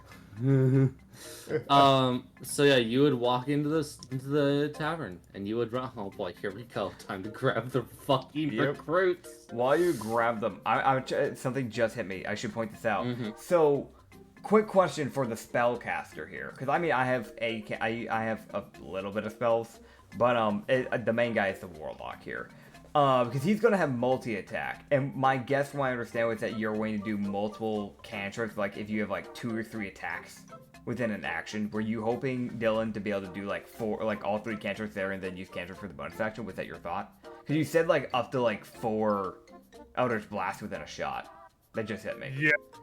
Okay, so the question is, what if you use a cantrip as a main action? Will that count as one whole action, or will that count as? Because I know with a spell, even if you have multi-attack, if you use a normal spell, it takes up the whole action. So I'm asking. Yes, it does. Okay. It still takes up the whole spell, but technically he would still get 4 beams from action and bonus action. Yay. So. Okay. I just want to make sure that he wasn't You- thinking something, and then he just didn't actually get to do it. Gotcha. Okay. Cool. So I will now send all the recruits. All right, recruit number 1, hot lady. I mean hot lady. I mean, no. So we have a lady, weirdly kind of grayish, palish skin, kind of a mix there. Is she part Goliath? She's rather large. She's part Goliath. Okay, so we have a Goliath Tabaxi, which is a mix. Crazy, actually. Yeah. Some Tabaxi got fucking ballsy. So we have this like Goliath Tabaxi lady who's got this like gray skin. Like they look mainly humanish, but then they have like the Tabaxi tail and ears essentially. So they have these like dark gray ears, and their hair starts off where you can see like where the core begins, where the hairline kind of begins, where it's like this like dark gray, and as it kind of goes down, it kind of gets like to a lighter gray. The interesting thing about this I'll mention, compared to a lot of the people we've run into in the past, a lot of people have had like kind of like straightish or like wavy hair. This lady has like hair that goes like down the shoulders, maybe slightly past the shoulders. Very bushy, very curly hair. It's not curly to the point where it's like doing coils, but it's enough to where like it's actively making L's in some areas. She might have been a noble at one point. Because something that she has on her clothing that isn't very common is that she has a fucking fur coat. She has a black fur coat over a black dress, I'm guessing. Yeah, it's a black dress, essentially. Very thin straps. The shoulders are exposed, but then from there down, it doesn't show. She also has, like, floral fishnets, essentially, along her arms. And then near the wrist, once again, more black fur. Like, not her own fur. It's probably from some type of decor or something that she's chosen to put on. But yeah, that's this lady. Oh, she has hazel eyes. I just realized that. And hazel eyes. Okay, you know what? We'll nail out the heights later. Because that's gonna be a separate issue. Because you said she's fucking massive. So, it's like you see her like sitting, you're like, why is your head above everyone else sitting? Wait a minute. Okay, she's gonna be one of those people, which, by the way, quick little thing that I forgot to mention, Grio's sheet, the main sheet. We didn't get to mention, for some people who didn't know, in the allies list, there's a few people we didn't get to mention the heights of, which was Century. No, we did get to mention them. Never mind. No, we're all good. We're all good. Okay, cool. The second lady is a Kitsune? Yeah, Kitsune. Yeah. Okay. I'm guessing they just have one tail because I don't see any tails, but I was guessing Kitsune because the length of the ears. Yes. Blue hair, blue ears, so I'm guessing a blue tail. It's a lot of probably hair dye, most likely. Or she's a mycelium pretending to be a Kitsune, which I wouldn't be surprised in the slightest. Because this is like a vibrant, like, sky blue hair. It goes down to, like, probably her hips. Black dress, pretty tight, no straps. So it's a strapless dress. Kind of like goes, from what I can tell, probably halfway down the thigh, so it doesn't go too far down. She might have been a dancer before everything started going horribly down. Pink bows on both sides of her hair, kind of like holding them into like pigtails, essentially. She has the, like, it's the thing where she has like the sleeveless sleeves that are kind of black and pretty flowy, from what I can tell, which is crazy because the dress is the opposite of that. And then thigh-high stockings that go like halfway up the thigh. Yeah. She does not have shoes. Rest in peace, buddy. You're in a jungle. Hey, I'm sorry, really to derail this again, but hey, Acrid, quick important question about this character sheets thing again.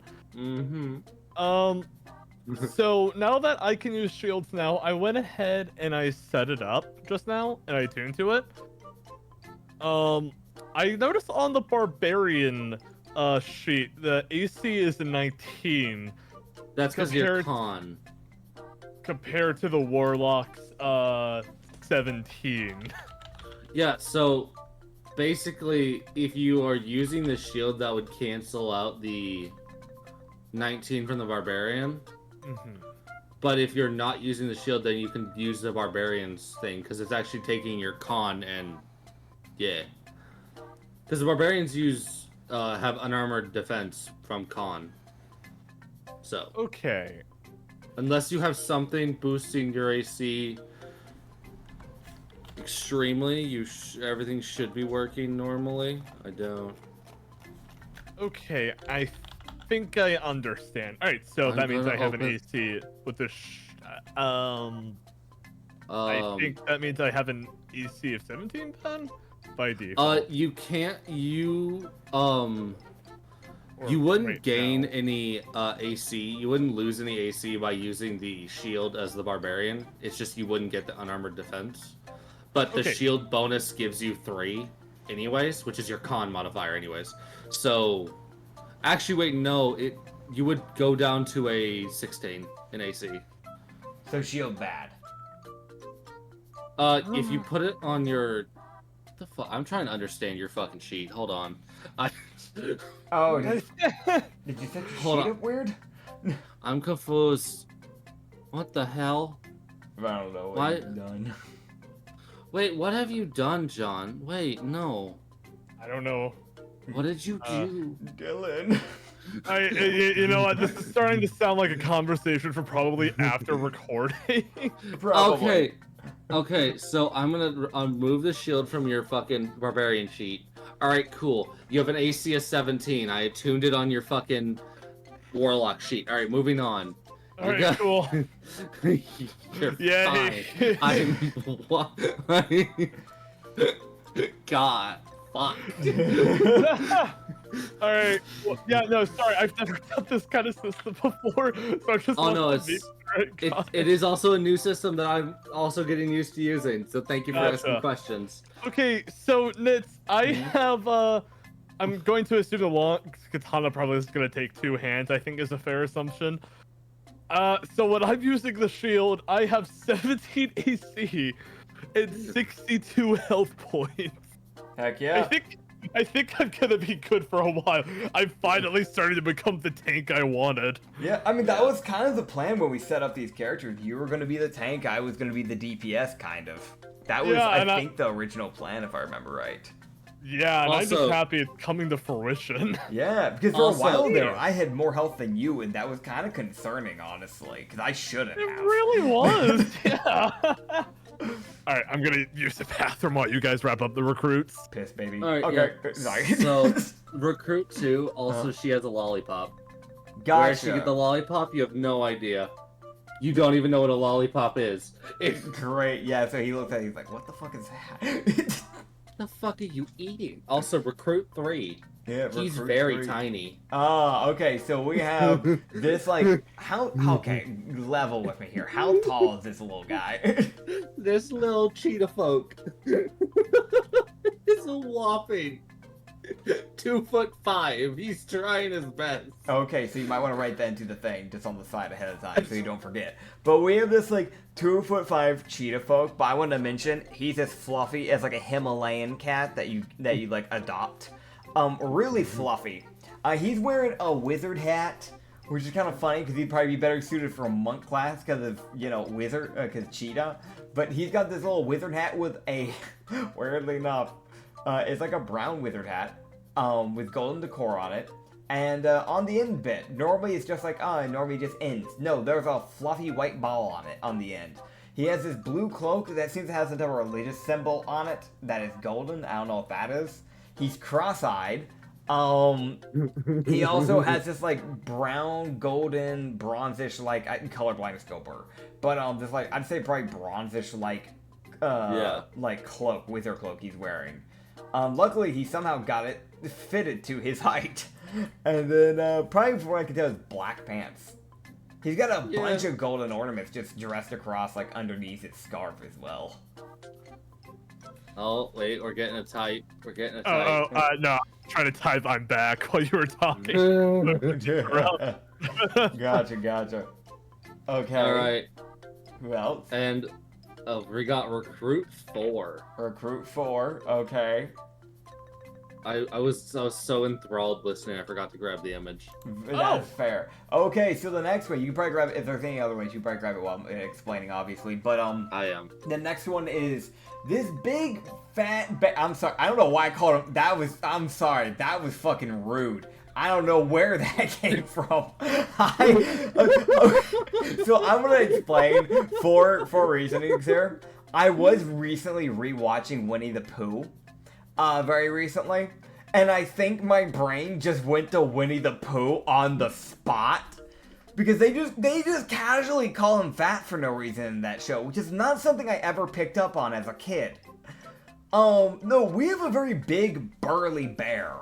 I think it might be a black bear, but it's a person. He has some type of weapon on his back. Oh wait, no, I see it touching the other end. That he might have a greatsword from what I can tell. But, like, he's got this, like, giant leather, like, shirt. Is sleeveless for reasons. In reasons he will not tell you.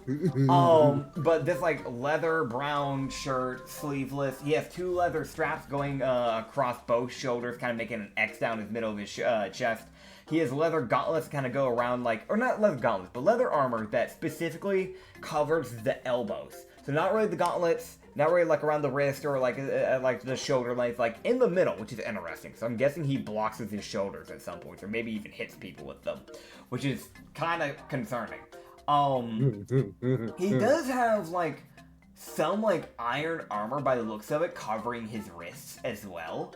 But they don't go onto the hands, so they're not quite gauntlets, more like bracers. But they have skull designs built into them, from what I can tell.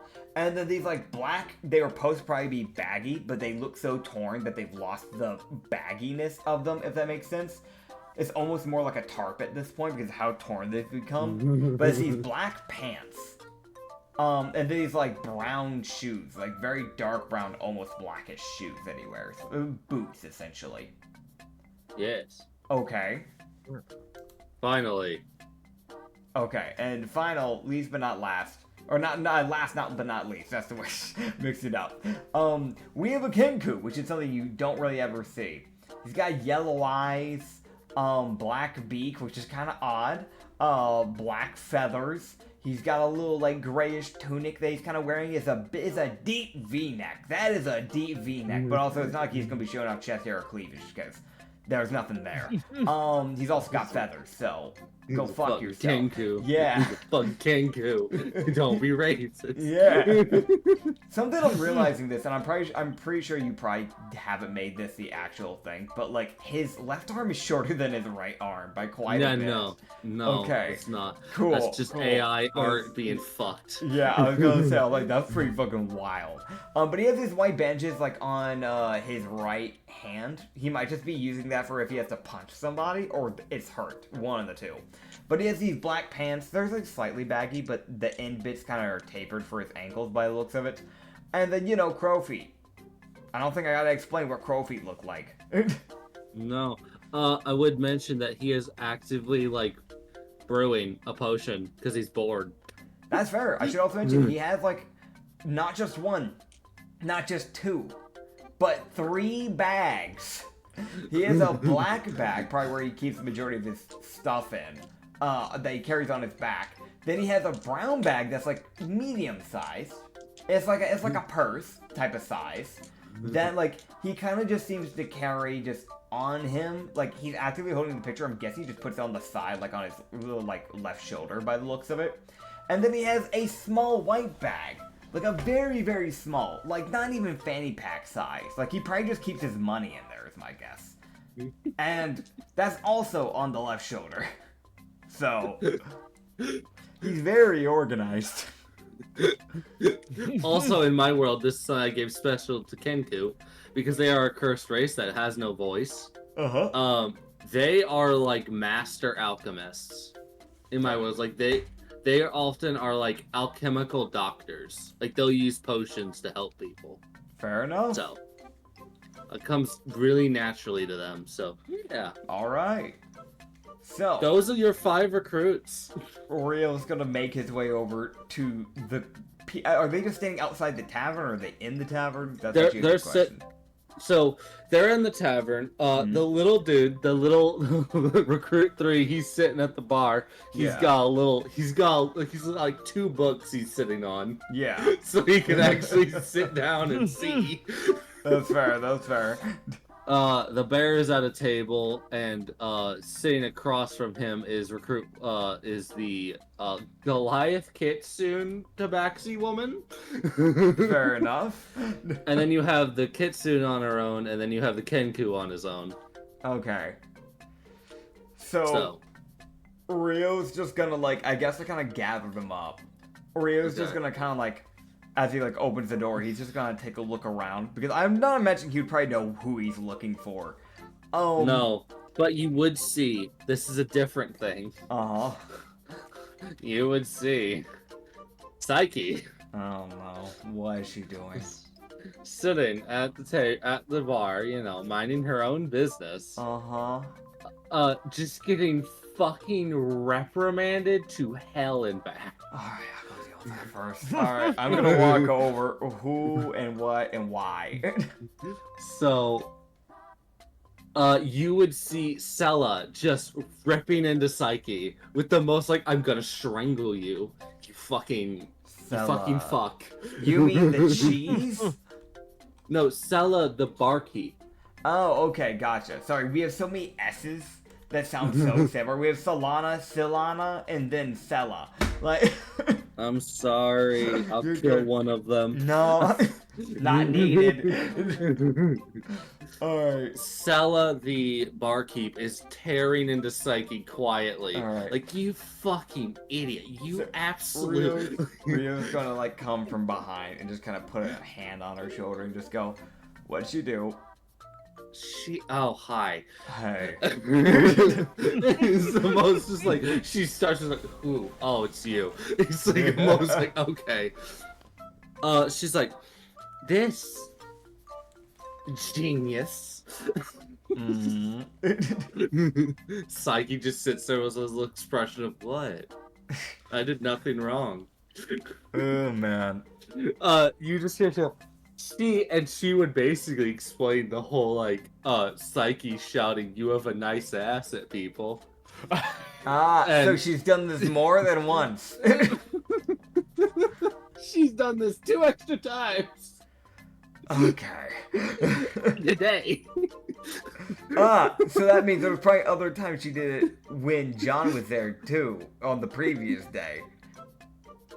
Yes, she's told 2 people they have a nice ass, and then she's told 1 person that you have a good set of melons. She did this yesterday too. She would look to Psyche and go, Psyche, What? I know you think you're probably complimenting. You're supposed to compliment people. He pulled up a chair. He pulled up a chair. He's gonna sit down and he's gonna like kind of like cross his hands together and just go, listen, complimenting people is good, but there are some things that you don't compliment. Socially, some things you just don't say to someone's face unless you know them personally, right? So, Okay. when you see someone who you're thinking one of those 2 things she's been telling you about, don't tell them that. Unless, like, you know them. Like, if you knew me very well and you told me that, I would laugh about it because I know your intentions. But these people here don't know you. It comes off very bad. Oh. Is that why that lady was mad and walked out? Who did you get mad? I don't know. It's some fiery woman. Right. Okay. That could be... John said he had people coming over. That could be one of the... It could also just been a recruit. Right. Was that today or yesterday? Today. Oh, fucking hell. Did she just leave? No. How long ago? Like an hour. Right. Right. I can go find them. Find I can them. get real tall and get real look for them. Look over people for them. Find them. And I'm Okay. gonna deal with the recruits. Come back to me. I'll handle the situation.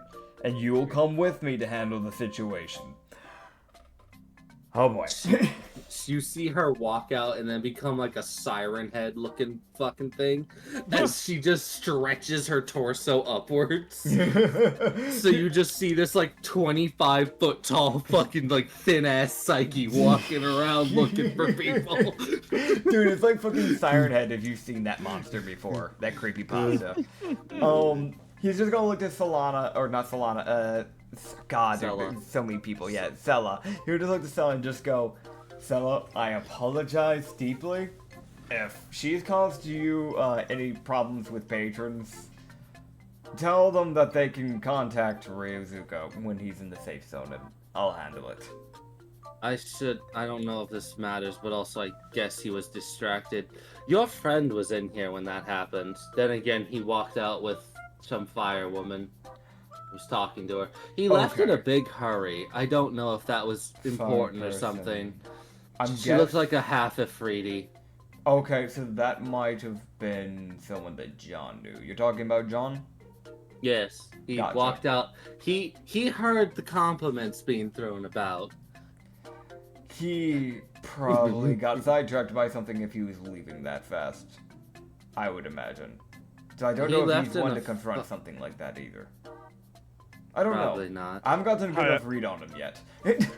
Yeah, no, I'm gonna interject really quick. John was just kind of too busy over the You have a mental family. adrenaline of having a family to really process that. Yeah, Rio would go. I was actually about to get to that, by the way. Actually, fun fact. No, you're good. He would just look to her and just go, I do know that he found out very recently. I think yesterday he came to me and talked to me about it, but he found out that he has siblings. So Oh, his memories are coming back. yes, he's starting to get some of Okay. them back. I'm less mad. I'm still annoyed, but I'm less mad. She's the most like, I'm still annoyed, but I'm not as angry. And she goes back to work. As long as you're not destroying another city. Listen, we already have one nuclear. I don't need a second nuclear on my hands. Listen, Hmm. it'll be targeted and not worldwide. It's just the most like... the slow build of what the fuck can this person do, or is it all a bit? That's for you to figure out and for me to keep joking. Yeah. He's going to after dealing with it, we're actually going to get to the proper recruits now. He's going to just kind of like, I guess probably like the best way to do it without like bothering other patrons too much is kind of do like an announcement thing. That's probably the best way to do it without being like just going up to every page and be like, hey, are you a recruit? Like, because that would come off kind of annoying. Oh yeah, no, that's fair. He'll just look to Salon and just go, hey, do you have a cup I can use real quick? I won't break it or anything like that. Just to get people's attention. Oh, sure. I've been told that we have recruits. Oh, okay. Yeah. Go for it. Don't break anything. Don't worry, I won't. I won't be biting a portion of your counter out. Don't worry. She fucking squints. He just looks to her and just goes, I'm not the one that eats wood. he hits the glass. And you just go, hello, sorry, need everybody's attention here real quick. Any recruits that have, wanted to help out with the sanity problem in the zone, please make your way outside the tavern. I'm Ryozuka. I'm in charge of that to a degree, so I've been told there's some recruits here. So if anybody needs it, it'd be good to meet you properly. That is all. Thank you. Alright, cool. So does he go outside? Yeah, I'm going outside after that. Alright, cool. So he would see all the recruits come out, and Ryu would look up and realize just how fucking tall this fucking lady is. Here's the real way to tell. Let's compare the height of her and the bear. She's taller than the bear. Gotcha. She's taller than the bear. Alright. Says a lot. That Goliath blood really coming in fucking Sandy. Yep. Alright, so he'll just look around and just go, alright, let's get this underway. I need people's names. Who am I working with? What do we have? You would hear the Goliath go, I'm Voma. Alright, good to meet you, Volma. Deku. Gotcha, Teku, alright. You're just a fucking kitsune. The fucking really happy kitsune. Fair enough. So we have a Teku and a Teu. Okay. I'm grabbing the fucking names. Go. Can't wait for his name to be Dave the Magical Cheese Wizard. Ranji. Ranji, alright.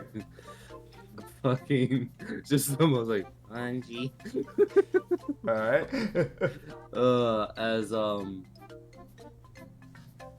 And then we have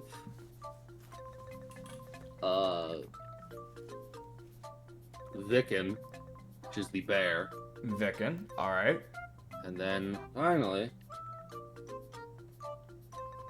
last person we got a fucking name. Kinku. Bob. Sorry, Sorry.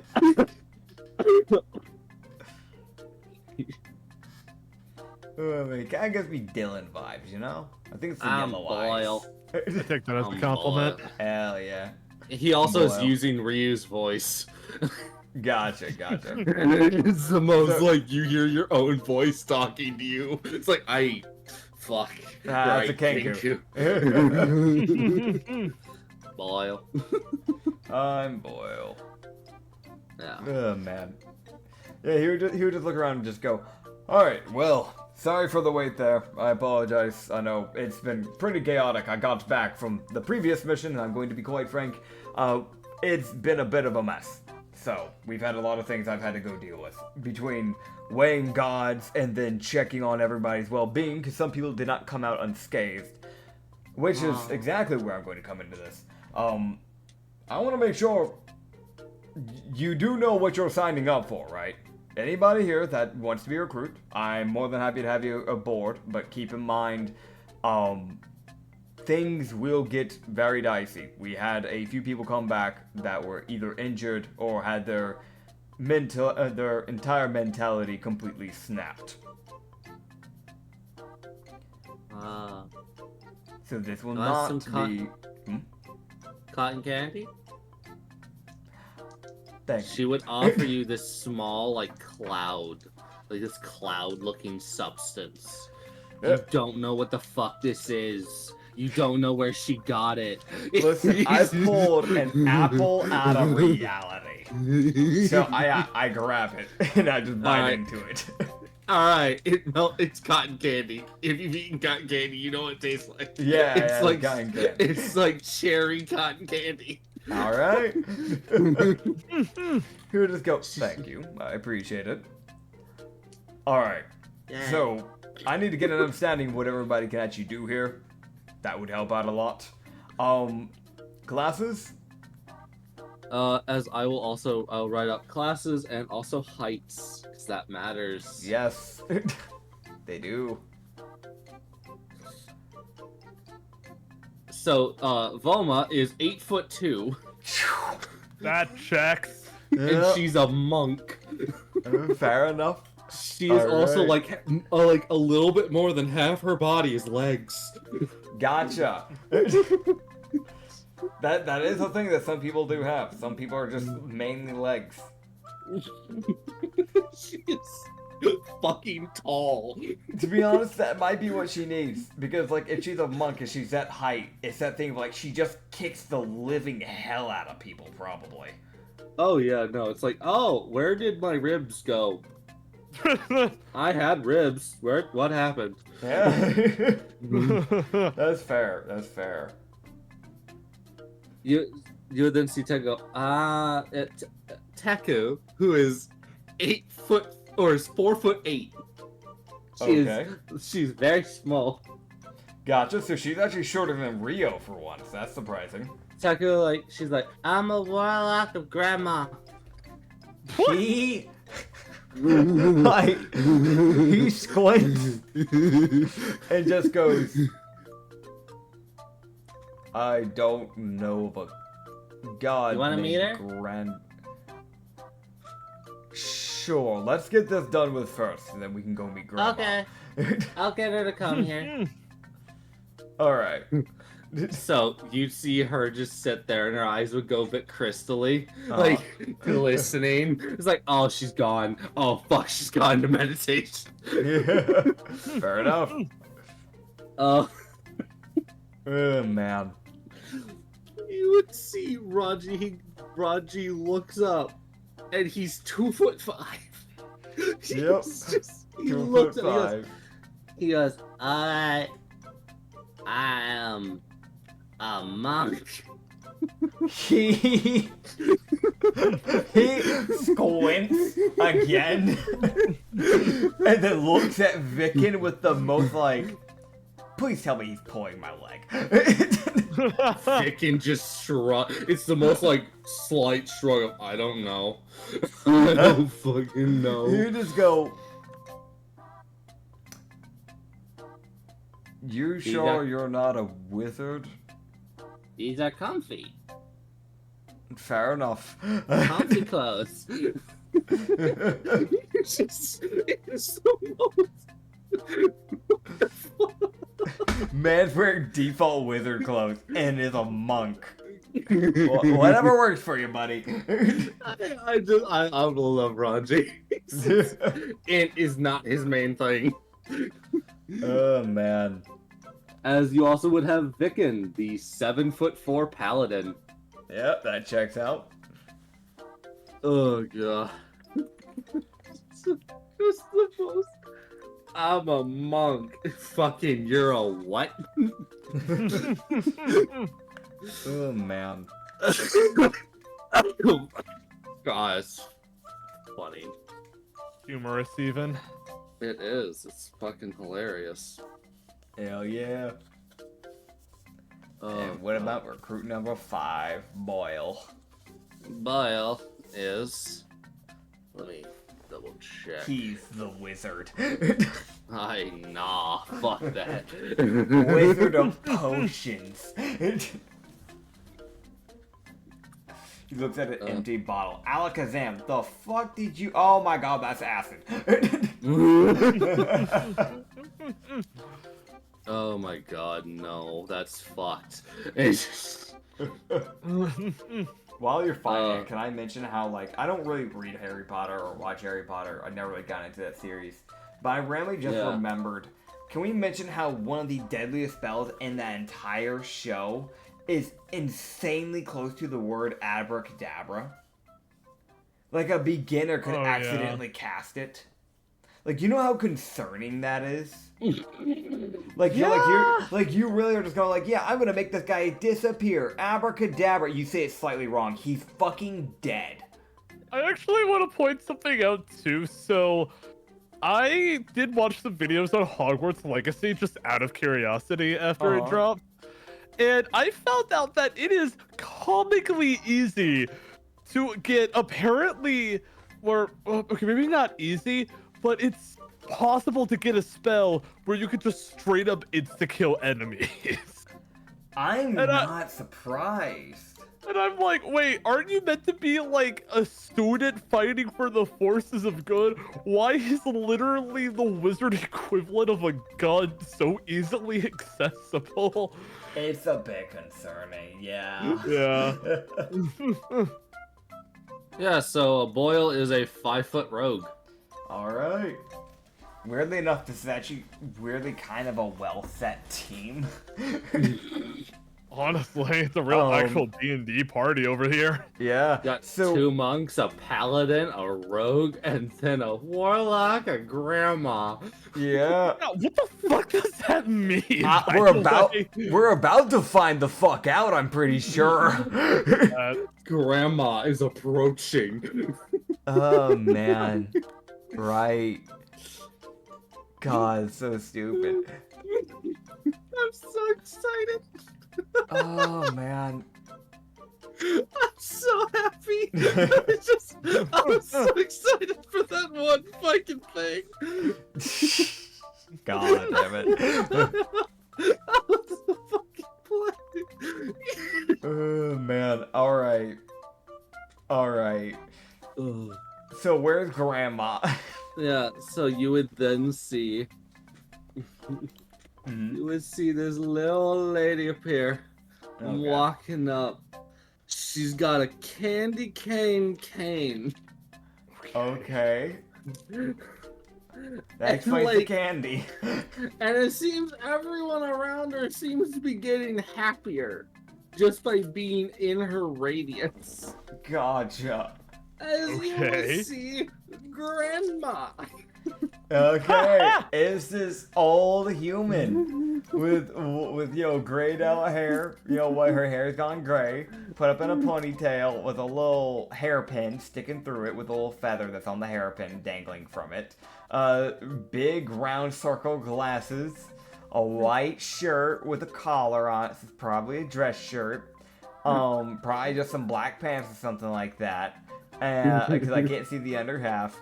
And then like a little raven cloak with little raven feathers and a raven skull on it. It might have been a pet or a friend. Might have been. Really cheery lady. She looks so happy to be alive. Oh man. She looks so fucking happy. Wait, hold on. Is this the grandma from an almost over a year ago one-shot way before the podcast? There was, so like, for those who don't know, in the past world, there was a one-shot that's giving me a resounding yes. In the old world, before we ever set up the podcast, there was a one-shot that I did where, at the time, the god of ocean got really fed up with people dumping bodies in the ocean to dispose of it. So he got mad enough to where he waged an all-out war against the god of land. He lost, by the way. He formidably lost. But he round up a bunch of like ocean water kingdoms, and he brought his like colossals and titans from the ocean and had it raid villages on the shore. And there was this one village from the one shot where I was a Kenku guard, funny enough. I was an artificial Kenku guard. And there was this joke about this grandma that was favored by all the gods. Like, she was just such a sweet lady that nobody would kill her. Like, Neptune, even the god of the ocean, was like, you attack everyone at the village. Kill them all, except grandma. Except grandma. And it's that thing of like, even when that town, way later after the war, was infested with zombies and spirits and all these things, all of those enemies that would normally attack things on sight refused to attack grandma. Like, there was a fucking villain, like a world-known criminal. He was a pirate that had been put in time stasis. So for 400 years, he was put in a time stasis by the elves. And he was found by not my PC, by Anya's PC. He was let out. He went through this whole thing, went through like a war path and all this shit, right? And he still refused to kill grandma. Like, I can't nail it down enough. Nobody's willing to touch grandma. I bet the Defiler isn't even willing to touch grandma. 'Cause it's fucking grandma. I'm glad to know that you guys still have some semblance of morals in your D&D project. Yes. Nobody touches grandma. I can agree with this philosophy. This is grandma, and I'm gonna grant her full fucking title. I'm going because you just get it. You don't have to roll. You just fucking get it. I don't care. I see Rio sees her presence. He knows suddenly that this is Grandma, the eldritch goddess of sweets, who's also neutral good. You know, the guy who's not religious knows this. Yeah, she lets you. Man. He would just like, he stands there for a bit and he just goes, huh. Grandma. Hey, Grandma. Good to meet you, Grandma. She would see her come forward, this little old lady. She's small as shit. Like, she's like 5'3", maybe. Oh my god, just as tall as you did. Shut the fuck up. I hate that short man. I'm 5'5", I'll have you know. Also, she's actually taller than Rio. Rio's 5'2", so. That's her standing upright. She's hunched over. Okay, so, cool. You are taller than. She goes, it's about grandchildren. She's not addressing anyone. She probably views everyone as a grandchild. Understood. She goes, would you like some sweets? Liz, would you care for some sweets? Sure. I appreciate it. She hands you a cookie. God. What is your favorite type of cookie? Because that's what the cookie is. Honestly, this is me genuinely thinking, I don't think Rio's ever had a cookie. Alright. He sees this cookie, like, mildly fluctuating as it's trying to figure out what he would like. And it doesn't...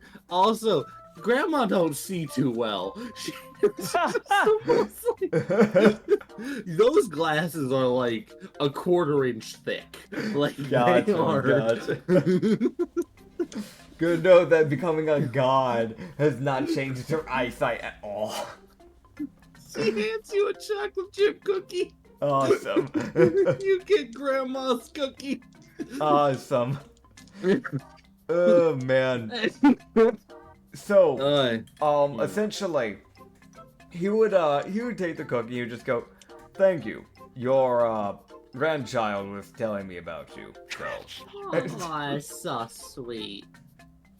Yes, you see her look over, and it is the most. You see her crank her neck because there are 2 people that are way bigger than her. Just, you come down here and get a cookie.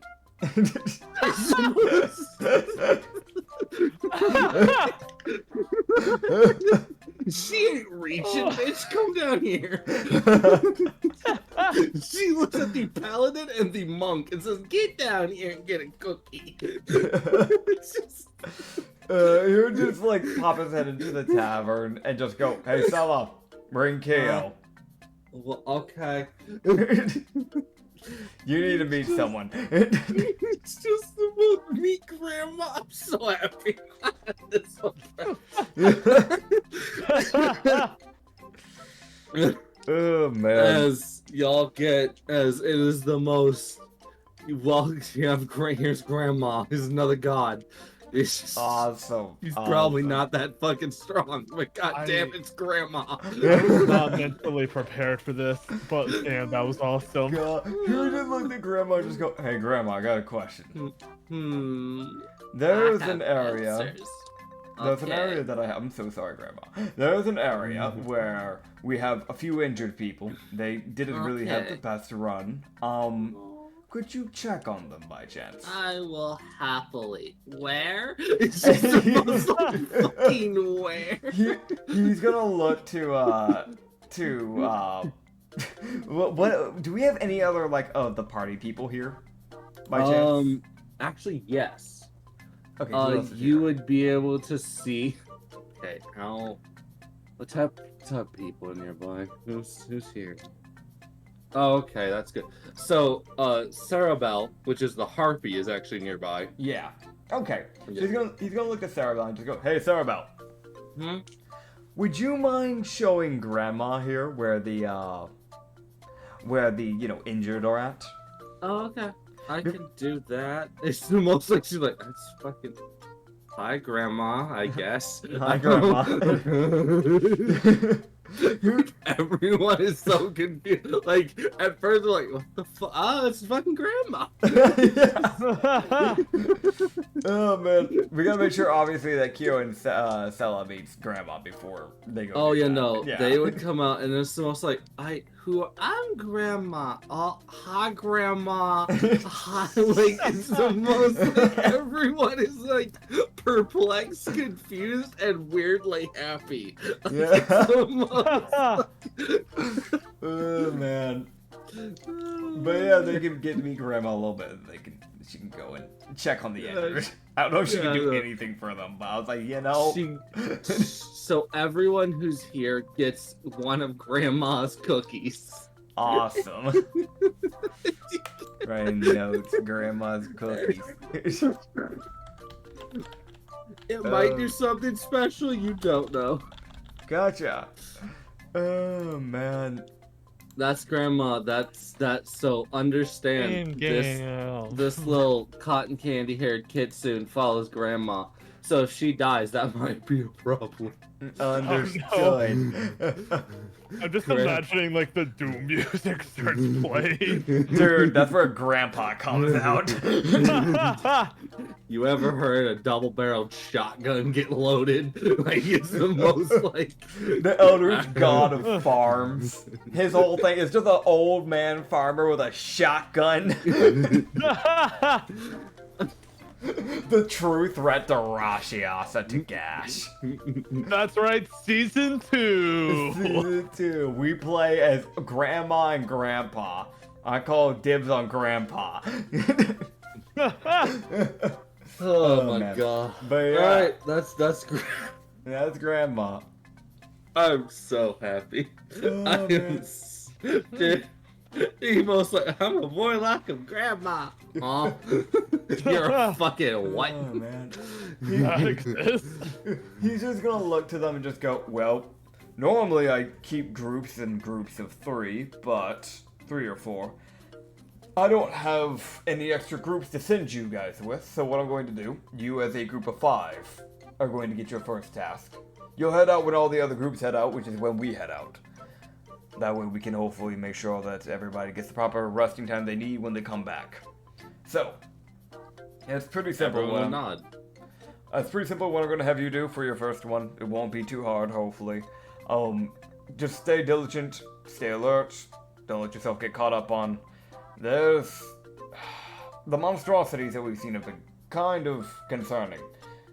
There's leeches inside some of the towns that have been taking bodies and turning them into amalgamations, basically smashing them together. We've fought bulls made of corpses, and we've fought monsters with several, maybe 17 arms or more, onto one giant mass. We've also fought crystalline things, so you don't know what you're going to find out there. Just stay safe. Essentially, we haven't got to check the wanted posters in a good while. So, I want your group to look into that. Try and find any groups, see if you have any leads. If you have any leads, go to any towns that you know they might be in, and just try and look for missing people. We've been trying to do that for a while we can, so. Stay away for now, away from like areas like Merton though. Those are pretty dangerous areas, and I'm going to be honest, if anybody is missing there, they're most likely already dead at this point. Or they're held up in areas like the prison, but I already have a group heading over to that area anyways. So. It might not be my place to ask. It's Ranji. He's like, little Ranji looks like us. I have a question. Who lead? He's gonna look to in between the group and just go, Boyle. Oh. I can actually just hear Acrid's brain melting out of his ears like ice cream, I swear to God. Dude, there's some characters I have to turn my brain off to speak like this. I get it. I get it. I had to do that with Katsu. He would look to him and just go, I hold nothing against anyone. All of you, I'm pretty sure, have your own special ways of handling things. But there's one thing that I've learned is that rogues tend to be pretty quick on their feet and pretty quick in mind. So I would trust, if anything, a Kenku, someone who knows how to deal with alchemy, which takes a decent amount of intelligence to be a leader. So Boyle, it's up to you. Alright, we'll do great. Maybe. It's just the most like maybe. I don't know what we're gonna run into. Fair enough. As you just see Raji go, okay. Oh, and you. Aw. He'd point towards Voma. He'd just go, you might want this because of your height. As he's going to give her something that's gonna help her sneak around a little bit. He'll just go, if you for some reason need to sneak into an area, I recommend doing it during night. Honestly, for the group of you, you might be better off traveling during night rather than day like others, due to the size of your party. Use this. And he's going to give her the Moonsliver Cloak, which will give her a +1 to her AC, and during midnight, she just goes invisible. Fair the fuck enough. He would explain it to her just simply like, this will allow you to go invisible when it's needed. So, whenever it's moon, whenever the moon's out, you'll be good. Alright. Much appreciated. And, again, don't take any risks that you don't need to take. Leave that to me. Okay. Alright. Tattoo. Fucking. And you would then see Ranji. We go, what did you do? Sorry, I dropped my phone. I was there. Fucking damn. But my mom was like, alright, hey, I might order Domino's because I just got excited and lost brain function. That is fair. I have chicken sitting out, trying to de-thaw it. And I'm honestly wondering if I can't find seasoning, should I just order at that point? Yes. Probably. Also, Yeah. Ranji would go, hey, you can use this. Hmm? I don't know how to use it, but here you go. Alright. What am I looking at? Oh, is that a whetstone? It's some sort of sigil stone, that's for sure. Okay. He would look to her and just go, I appreciate that. I'll give you this in return because you're going to probably need it since you're a monk. As he gives him bracers of defense. Oh my god. I'm gonna check these off until you put them into your inventory, and then I'll remove them permanently from his inventory, but for now they have those at least. Okay, so I've given it to, I've written it down for Voma. Alright. So is she's in Boyle's group. I'm writing down which group they're in I'm trying to keep things as organized as I can. It's fair. I mean, you've seen the mess that I have in my notes. Yeah. Oh boy. It's also man. trying to make it simple for you guys. Appreciate it. Valid. We stand you, Acrid. Yippee. You see him put them on. You hope he attuned to them. he looks to him. Did you attune? Oh yeah, he attuned. There we go. Listen, he's got 9 in. He's trying. Yeah, I figured. That's why they put him as a leader. Trust me, they would have objected. Oh, man, that's valid. They would have fucking objected. Alright. He's gonna look to him and just go, alright, well, if that's all, I gotta go and handle some other stuff. Alright, so he would head off. Port. Yes, so Port. John, right, Port. it's your Okay, turn, Let's bud. do this. All right. It's your turn. Okay, so just to reiterate, there are people coming here to help us, and I have to go point them in the right direction or something like that? You need to go figure out who they are and probably what they're capable of. Okay, I can do that. All right. And then maybe send them where they're going. It's just, Do you know what needs to be handled that isn't already put into play? Just, I'll go and tell you this right now because we've got a lot of stuff going on. Just send them to, like, find missing people. Because all the other main missions have already gotten groups assigned. So that's probably the best choice. Okay. Alright. Got so it. We're As, gonna have... Alright. Alright, as John approaches the port, he'll just kind of say to himself, if I was a helpful person interested in saving the world, where would I be at a port? Yeah, well, I will just tell you this. You can't fucking miss them. Oh. Okay. I thought you were gonna make me roll perception. That's fine. Too. I'm gonna be honest, because there's a guy here that there's a guy who you would not see. Okay. As you would see, this fucking, What? you would see this, I'm blanking on the name, a Nubai, but you wouldn't know what he is. He looks like a Lupin. Pass, because I'm scared. For those who don't know, Dylan text passive because I'm scared. So we're looking at a Nubai, basically meaning that not a lot for it's the Nubai. I don't feel like that's look up on a Nubai, you fucking idiot. It's basically sorry. There's not really another way to describe that. Basically kind of like a midnight black fur.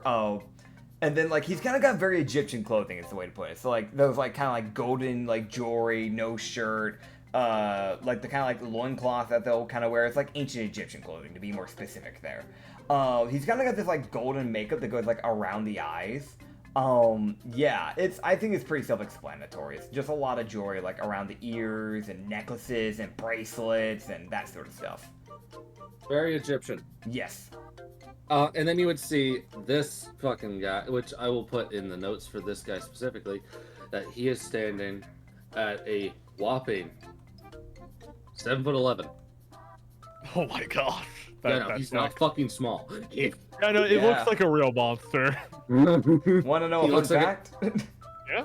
So, as you know, some characters from that have been like put into play were player characters ideas that I had in the past, and then I realized when I started, because a lot of my stuff was like meant for solo campaigns, so when we started doing more group stuff, it wasn't going to be possible to play them. This was one of those characters.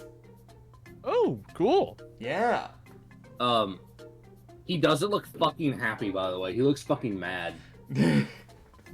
Checks out. You would see this guy standing next to him, essentially be like, "Hey, calm the fuck down." Okay. It's Like- a Finnick Kitsune. So essentially he has this like blue, like dark blue mix. It's a dark blue and black hoodie. Essentially, they kind of has. But it's more like he's taken the hoodie and kind of put it around like a scarf, by the looks of it. He has a mask that you wear like over the nose and under. That's normally used for when you're breathing in poisonous gas. For what reason he has that, don't question it.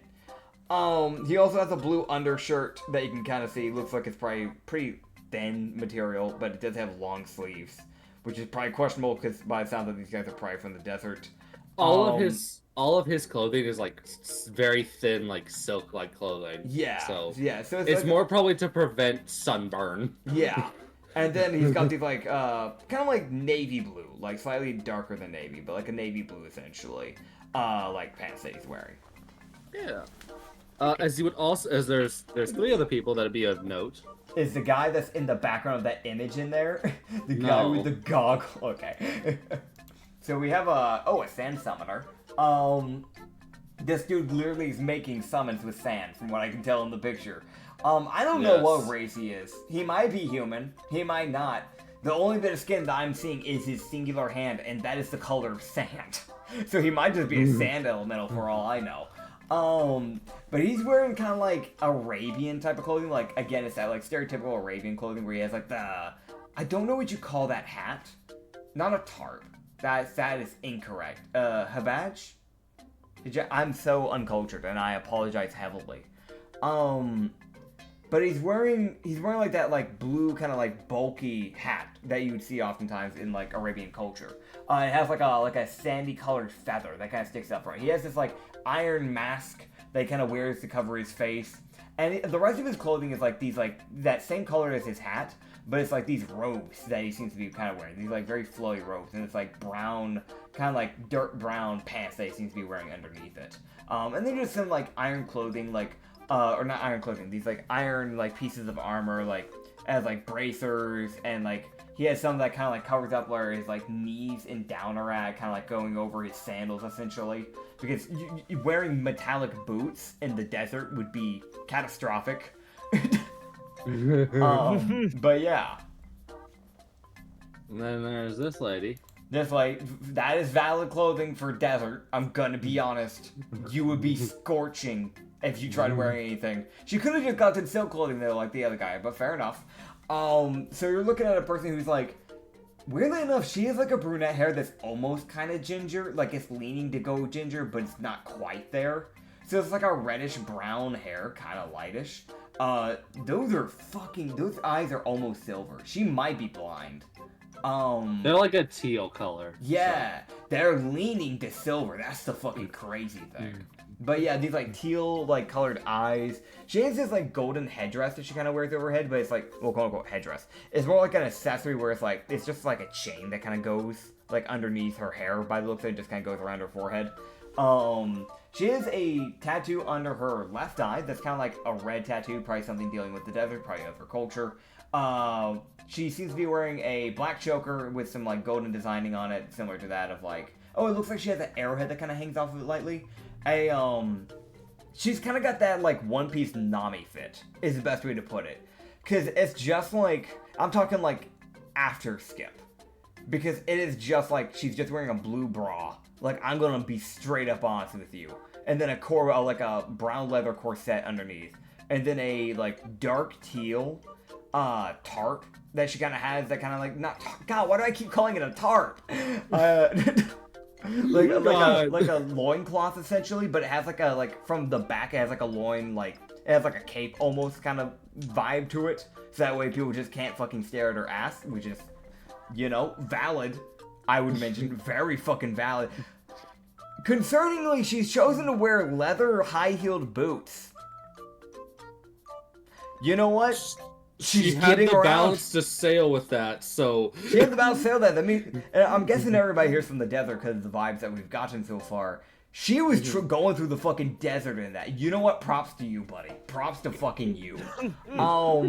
She has some brown leather straps going across her thigh, probably where she puts daggers, is my guess. And she seems to have some brown accessories that kind of go like on the like forearm area and also near like the gloves. That's about it, I think. Pretty light skinned, despite the fact of being in a constant like desert area, so she was probably not outside that much. And then you have the last guy. Okay, I'm gonna be real. Does he have two arms and the other two are astral projection, or does he actually have 4 arms? He has 4 arms. Okay, gotcha. We have a guy with 4 arms.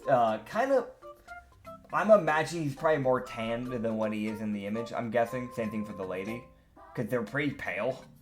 If they're from the Egyptian area, I'm imagining they probably have more tanned skin. But yeah, I didn't actually realize any skin for him was visible. Yeah, the hands. No, his hands are like extremely darkened. Okay, like they're the same color as sand. Gotcha. Okay, so he's been in the fucking sun for a hot minute. He's got this like kind of like beigeish cloth that he seems to be wearing, but by the looks of it, it's got them torn up pretty bad. It has a hood, by the way, but halfway is like when it gets around like the end bit of the stomach and starting to get to the pelvis, it looks like it starts to get kind of like scorched almost and torn up. So it's seen some better days. And he does have like these like almost like grayish, these like gray but faded out jeans that he seems to have been wearing. Probably lighter material than actual jeans, but you get the idea. And like a leather strap on his thigh, probably where he again keeps like a knife or something like that on his side. And I can see that there's some, like, tattoos in between, or are those just part of the sleeves, and just looks like tattoos. That might just be part of the sleeves, actually, with some, like, weird designs on it. But yeah, that's this guy. He seems to be wielding sand. Yes. Okay. So now, John, how do you want to approach them? Okay, so I think John would see the group eventually at some point and just think to himself, "Oh, found it." Yeah, no, fucking really. I mean, he just really answered his own question. All right. Okay. Where would I look? Oh. All right. How should I? Okay, before we get this started, I'm gonna roll something in the background really quick. Oh no! Don't pull a me and roll your decisions.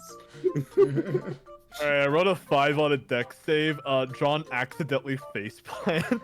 Oh my god! Okay. So, as you would trip, you would see the giant wolf dude's head snap towards you. As by you thought he heard you. It was the most like fucking sound. Who? As you would also see the guy with his, like, the guy who looks over like this, look of, what the fuck? God damn it. Oh, fucking calm the fuck down. Okay, and just to make sure I understand, these are recruits that Ryu helped get to try to help us. These are from the desert. Now, either they were from, because of y'all's emperor, sent out a message to the desert, or the Anubis, or they just decided to come over here. You're not sure. Quick question. Would John know anything about a Nubai? Otherwise, I might be able to give him some extra context hints. He might be able to roll a history check. He might have run into a Nubai in a different world. I agree with that, Great. I think that's a history check. History. Yeah, if you want to roll history. Because I'm the one who actually made the Nubai, right? So I actually might be able to give you some stuff. That's a 19. May I? He has light, but the important bits. Okay, gotcha. So you would know that a Nubai, they have a pretty strong sense of connection with the spirit realm, like naturally. So it's probably safe to assume that with a lot of dead people, if these guys weren't asked by the Emperor, they might have just picked up on the insane surge of dead people in the realm out of nowhere. Because one of their main things about their culture is that a lot of them become clerics or paladins of death because their main thing is they basically go out of their way to make sure that no matter what, the spirits of the world and the mortal realm actually get to have a peaceful rest. So essentially, they're common, not all the time, obviously, but a lot of them are commonly known to travel, like, the desert, and hell, sometimes even going to other islands or countries, simply just to allow the undead to peacefully rest. So they'll go out of their way to get rid of ghosts and revenants and things like that, so yeah, sorry. Okay, in that case, that makes sense why it looks pissed off. That sounds like a rough job. Yeah!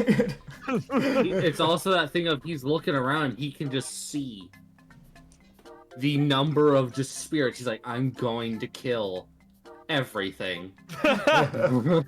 Alright, John will just kind of get up and just kind of think to himself, okay, Johnny, I don't think they saw that. Alright, come on, take 2 now. Come on, bud. You got this. Come on. I want to mention, you get up and the Anubis is staring at you.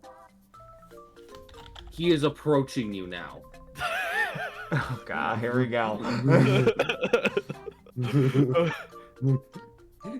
I like to think John is deployed. Okay. I'm gonna roll something again. I want to mention you have a nearly 8 foot tall, pissed off looking wolf approaching you. Alright, 1 minute. Okay, so I got a 9 on charisma save. So what this means is John's fight, flight, or freeze instinct just kind of kicks in and just freezes up as the Anubis You know what? approaches him. You know what? That works in your favor, because if you run, he might kill you. I believe you. I 100% believe you. You're just the most don't fucking run from me, you fucking coward.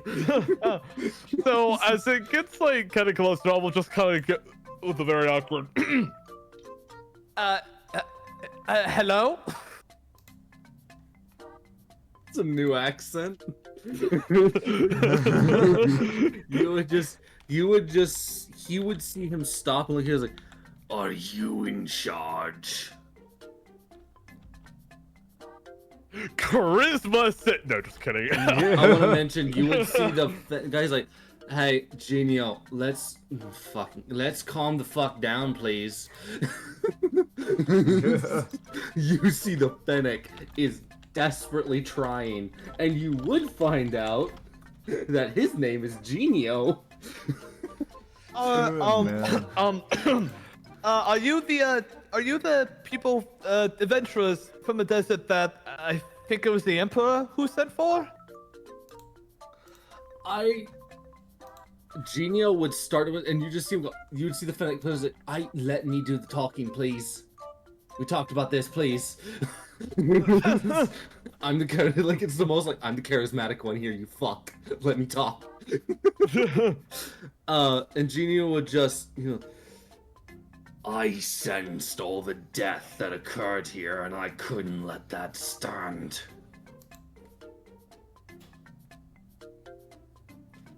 And to finish off his explanation, it's just the most like fucking hello. I'm Ikyo. Nice ship. Sorry. What the fuck was that? That was my chair. They finally go, I'm Ikyo, this is Genio. Where Genio detected all the death that came from over here, and just sailing up, well, we could kind of see that your island's fucked. Why is there blood? Why? Oh lord, I'll be honest with you. That's a little bit of a long story to explain, but I'll try my best. First of all, hi, hello. My name is Mephinik, but the denizens of this world usually just call me John Sean. It's a bit easier that way, easier to remember too. Right. The world. So, how should I So put I should this? mention this, to your right, or like to the right of where you're standing. You're in Tawai right now. So to the right, you have like a blood forest. And to the left, you have like a rose forest. So they're looking around like, what the fuck happened here? What was the?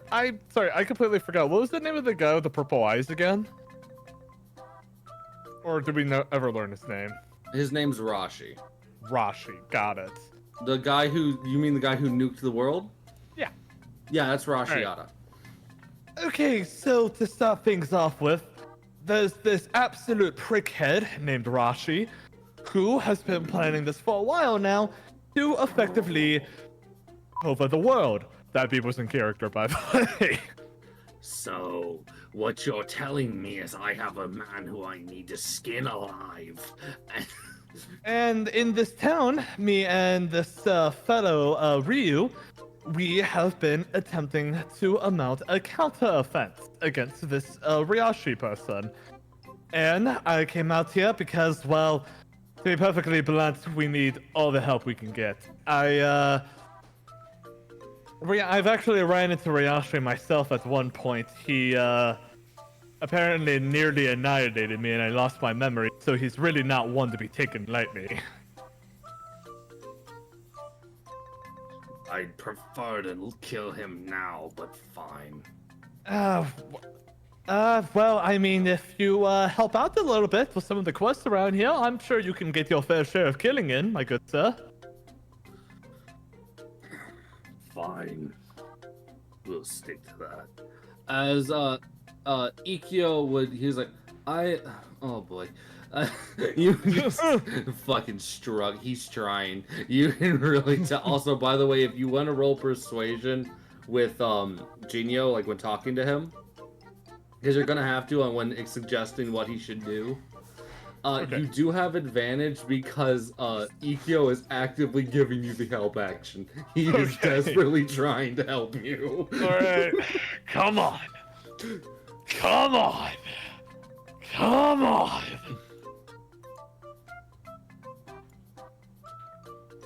That's a 14. Okay. That is a 14 on persuasion. I thought that was a nat 1 for a minute. I got really scared. Oh. Okay. Let me roll for something. I will roll. Got it. Cool. You would see Genio would, and also, unironically, Ikkyo is also inflicting disadvantage on Genio. Okay. Hello. Hello. As John has met Genio and has told Genio, hey, how about you go and like help out and find the missing people? Genio really wants to kill Rashi because he was told who did it. Great. He was given the whodunit, and he was like, oh, I need to find this fucker now. And Ikko's like, not yet, please. Oh, I No." think John would also say, oh, so while I'm not trying to be rude or anything or cast out because you all look like you've seen your fair share of battles, but I should probably stress that if you do agree, there is a very good chance you could get injured or killed. It is horrible out there. It is like hell if hell made a sequel. You would see Ikkyo go, well, my introductions, I'll just do it. Shush. One moment. You can yell about death in a minute. Ikkyo is trying. He goes, that's a deer. He points to the sand summoner. He goes, that's Kessie. Points at the girl. She just gives a small nod. He goes, that's Unwil. That's who we are. And then you have our 15 other people that came along. Those are mercenaries. Oh, Basically, gotcha. just goes, those are just mercenaries. They're here to help us out as well. If you'd care for them to help, they can. Missing people. Yep. We'll help with the missing. Right, Genio? It's almost just like, right? Second, please. From what you can probably tell, Genio is definitely the guy in charge. Like, Ikkyo can kinda push for what he wants. But at the end of the day, the mercenaries are probably just gonna listen to Genio.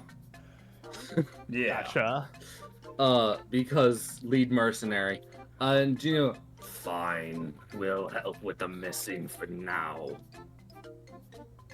John's flames get like a little brighter as they indicate he's happy at the response. It's like, oh, thank God. As I will mention, as he rolled a natural d20 to see what his DC would be on your persuasion check. Mm-hmm. And Ikio inflicted disadvantage on that check. Okay. He's desperate. He's probably like the right hand, which is why. He also seems to be a very techie person, which seems weird. He seems to have a lot of weird technology on his belt. And also there's that weird gas mask that you've never seen before. But he rolled a natural 16 and a natural 2. So Okay. so he agrees. Cool. So after John's flames get like a little bit brighter, he'll just say, "Oh, wonderful news. Thank you. There's a base of operations that we currently have. If you want to try to borrow it for a minute, this Tavern. Shouldn't be pretty too hard to find the quest board. And there's this person who's sort of in the, how should I put this? Charge of operations around here. It's this sort of very fluffy guy. He has like 4 arms. He's kind of grumpy a lot sometimes. He has like a whole tail. What else? 4 arms. There's like Is he like a? Are you? I'm trying to describe Rio. Is he a Durla or is he a Yeshka? Oh, a Dota! Yes! Yes! Okay, that one! A I know. Dota! You would just see Gino. I know what I'm looking for then. Maybe you might want to bring up my name. He probably doesn't really take kindly, but well, I mean, just bring up my name if you do meet him. Got it. Yeah, we'll do that. He would go. Well, thank you for the help. We'll go deal with some missing people. You. Oh. He would you would see him look at you. He was like, "Oh, that's a good blade you got there." Oh, this? Yes, it was poison. I'm just. John sort of takes it out. I'm gonna be honest. There was an option of 2 blades. One of them had a really freaky spirit in it, and this one doesn't. The choice was rather obvious to make. Did you free the spirit? No. It's, no, to be honest, I kind of... No, it talked about eating souls, and that kind of freaked me out, to be honest with you. In what? Where's this fucking sword?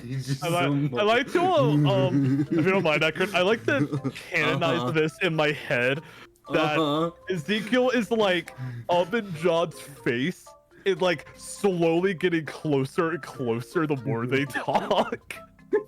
Ezekiel he's like trying to get in between you and Genio. So it's like this, like he's trying to play this balancing act of like, all right, I need to talk to you because we need your information. However, I need to make sure my boss doesn't flip a fucking table.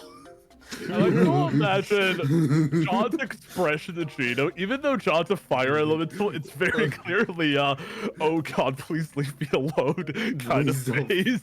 Yeah. So he'd be like, well, you might find this useful. I'd recommend just tossing it at somebody if you need to.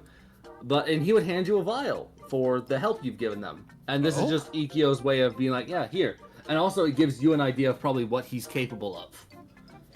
Oh, what's like this? He will, I would not recommend throwing this around anyone you want to live. Oh. Yes, this is a concoction of my own design. As he mentions it's his own design, so he probably made this potion himself. As he would hand you this little vial that you can throw. Okay. It'll break when it lands and it'll unleash the gas that's within. Don't be near it. Don't be anywhere near it. Yeah, oh, don't worry, I kind of already figured that fire and gas is not a solid combination regardless. Oh, that might explode actually. Yeah, no, definitely you don't be near it. Oh my blazes! Like, you see that connect to him a little bit after. He's like, oh wait, no, yeah, you're right. You might cause it to explode. Okay, so cool. Portable bomb. Awesome. So what you would be able to figure out is that, from what he's telling you, is that it's probably an extremely caustic poison, like gas. Okay. But it might be flammable. Like, Okay. so, there you go. What should I put in my inventory as? You can just technically give yourself like a poison vial, like Ikio's poison vial, and just give yourself a book and rename it. Because it's not an item right now. Because this is the first for giving it. Gotcha. If you guys start going back to him for getting more of these, then I might make it as an actual item just so it's easier. But right now, we'll just rename some books. Sorry, just to be clear, what do you want me to use again? You can just use a book and just rename it. Oh, got it. Yeah, just make a custom item. It's called Ikio's Poison Vial. Gotcha. Which will let me remember what it does. I will just tell you this, it will fucking hurt. I would recommend using that in a oh shit, oh fuck moment. Oh, I definitely misspelled that. All right, cool. Oh, that explains the gas mask all of a sudden. That just clicked with me. You can also tell, it looks like he has some weird equipment on his back. The more you're looking at this guy, the more he doesn't seem to fit. Like, with the equipment, because you're looking at everyone who's, like, using sand. This guy looks like he may or may not have a gun on his back. Like, okay, got it. Love that. His tech is way above everyone else. Like, so he knows somebody. You might be able to ask him at some point later if he doesn't die, but... Alright, John will just go, okay, well, is there anything else I can help you with? I don't mind escorting you out to the tavern myself if you think that would help. I do have a little bit of free time before I set out on another quest. Well, currently the confusing part is how the fuck are we supposed to get there? Is there some sort of warp or something? Because you seem to act like it's right around the corner, but we're like several days from any town other than the one we're in. Okay, maybe I should just take you there myself. I want to mention they don't know there's a teleporty thing. Yes, and this warping is a thing around this island. Yes. Oh, I might bring that back. Also, if you want to ask any of them questions, this would be your time. If you want to ask Ikio, he seems pretty like upfront and like an open book of a person. So if you want to ask him, hey, what the fuck's up with your deck? Like, what's up with your weird shit? Alright, Genio terrifies me, so that sounds good.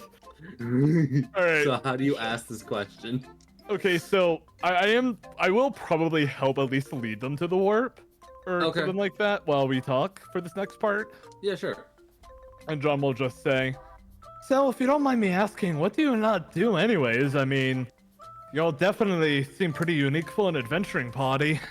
Well, Genio, myself, Idir, and Unwil, we're all mercenaries, and along with our 15 other friends, we're all mercenaries. I joined a bit late, but because of my skill set, I was able to very quickly rise to the rank of second, which means the only person I really listen to is Genio.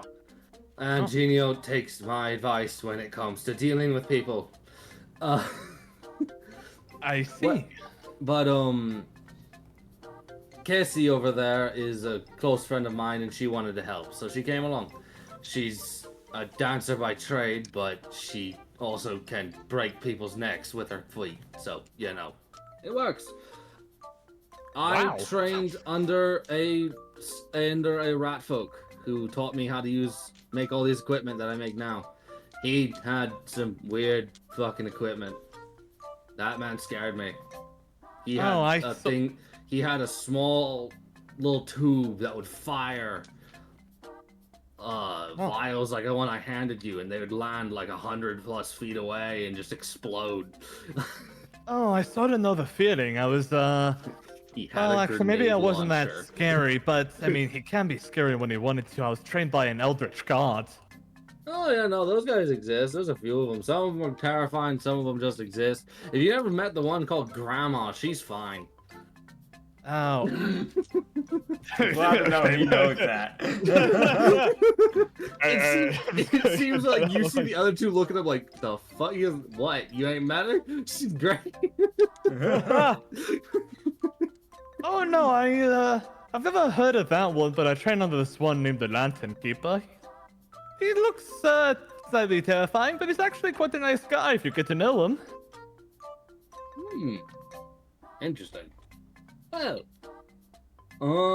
you got more than just fire. You got some what kind of mixed magic is that? You can tell he's checking like with Arcana. He's like, the fuck is wrong with you? Hold on, no, there's a mix in there now.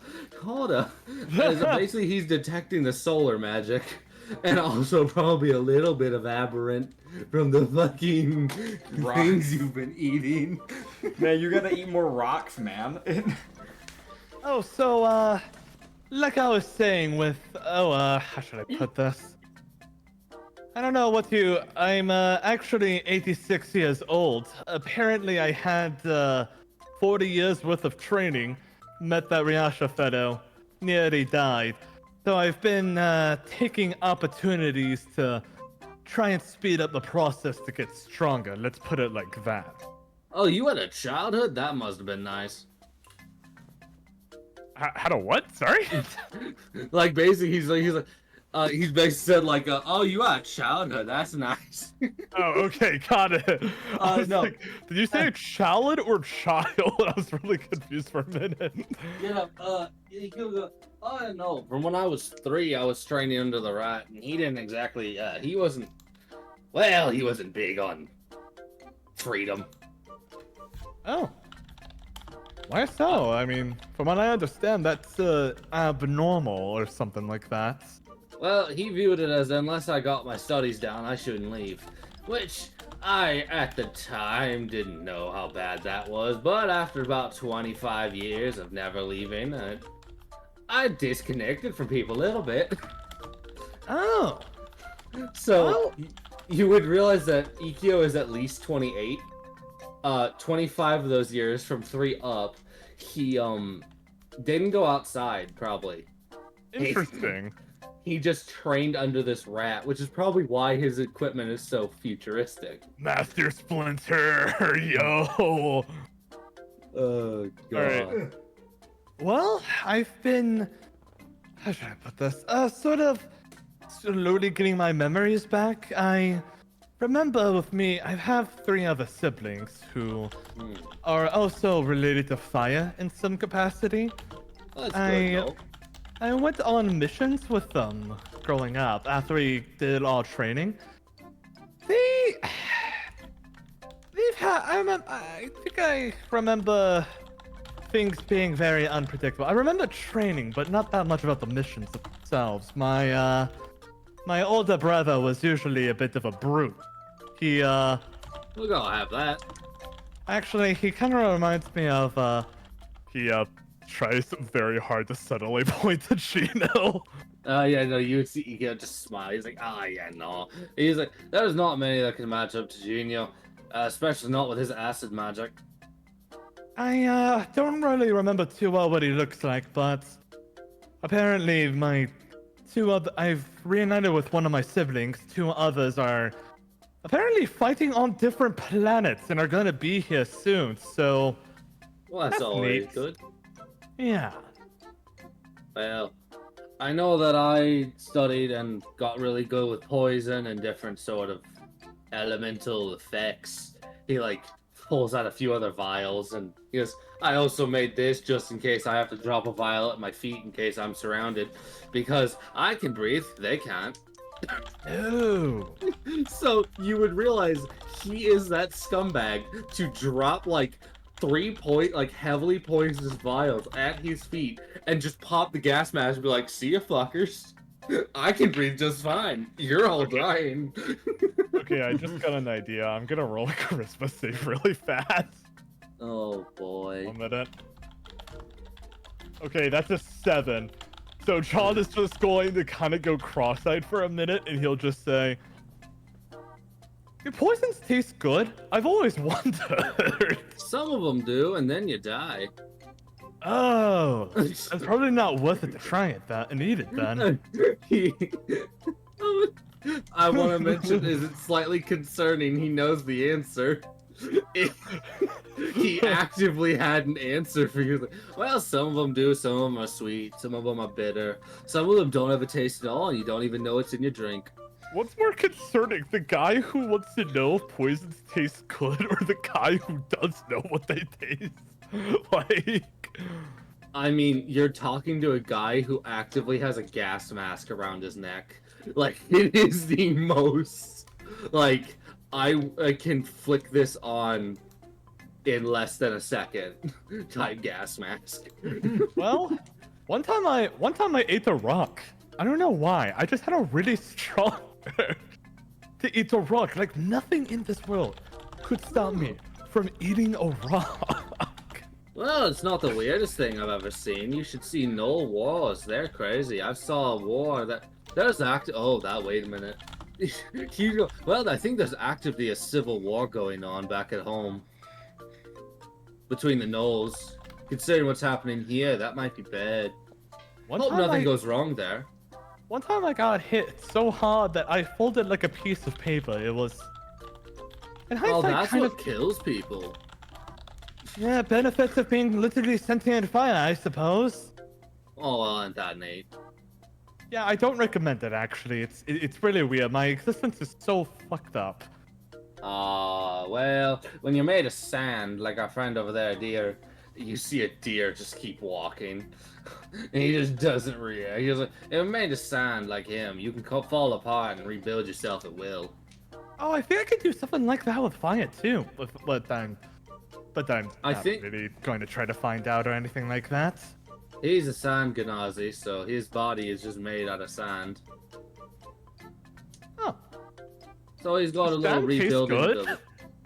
Wouldn't that be more of a sand elemental? Oh yeah, no, he's a Because I think, correct me if I'm wrong, but if I remember correctly, Ganassi, they have the natural arcana running through them, but their bodies aren't made of it. It's normally elementals and golems that are made directly of the said elements. I may have fucked that up. Hold on. Sorry, I should let you know that there's a genuine difference between the Genasi and yeah. I was actually thinking that too, because I never heard of that. I think this might be a special thing then. Hold on.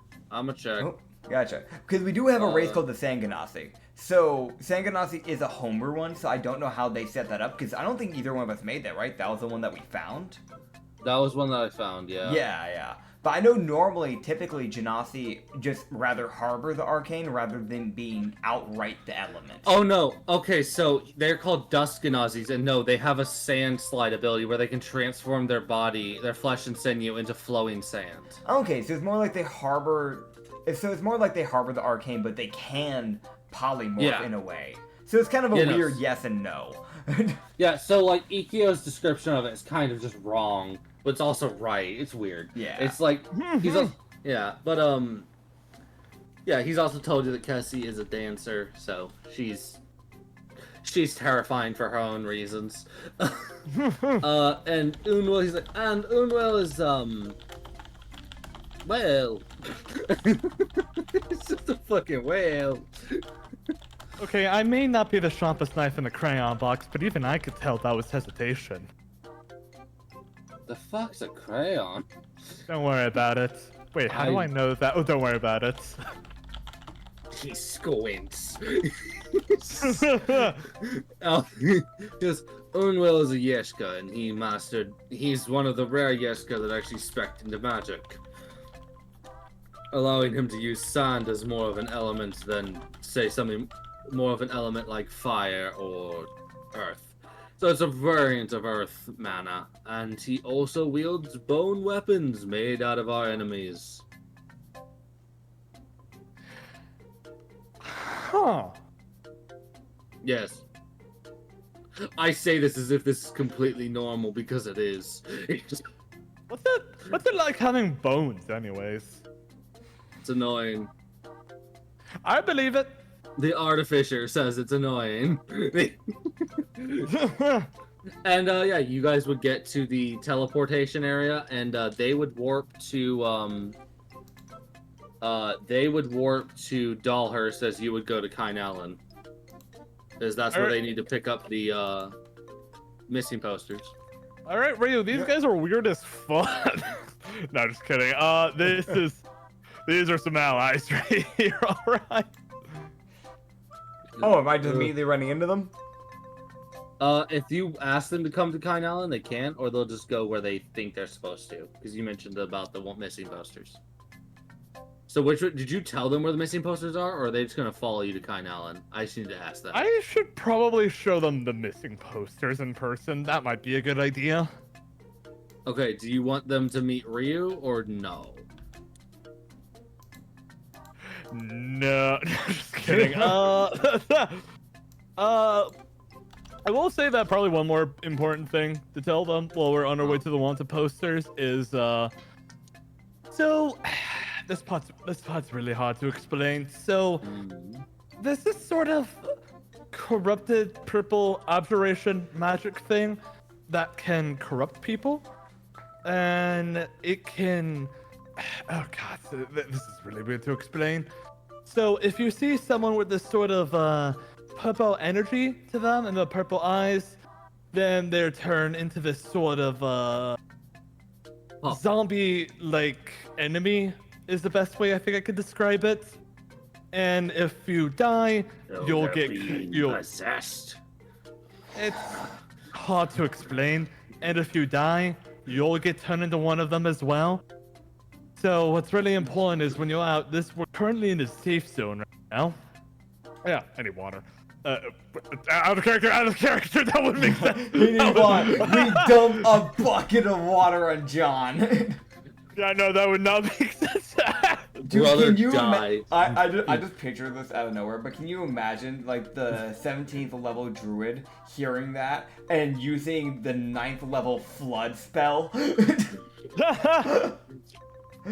I'm pretty sure there's a spell literally called, it's either flood or tsunami. It's one of the two. Alright, 1 minute. I mean, that's funny. What the hell? Why did you tell me 1 minute? What the fuck's that about? Alright, I just drunk some water. That was oh my god, that's fucking wild. Alright, this guy. Yeah. Alright, getting back to it. So I still have the question. Oh, right. Continue. And when you're out of the safe zone, how should I put this? There's like mosquitoes in your head that basically try to make you go insane. If you leave that unchecked for too long, then there's a very good chance you could join the corrupted. So ideally, please don't do that. You would see Ikyo just go, hey, boss, I think it's better if we leave the other 15 in a town somewhere, do simple things. It's the most... Hey, let's let the more normal mercenaries not. Not.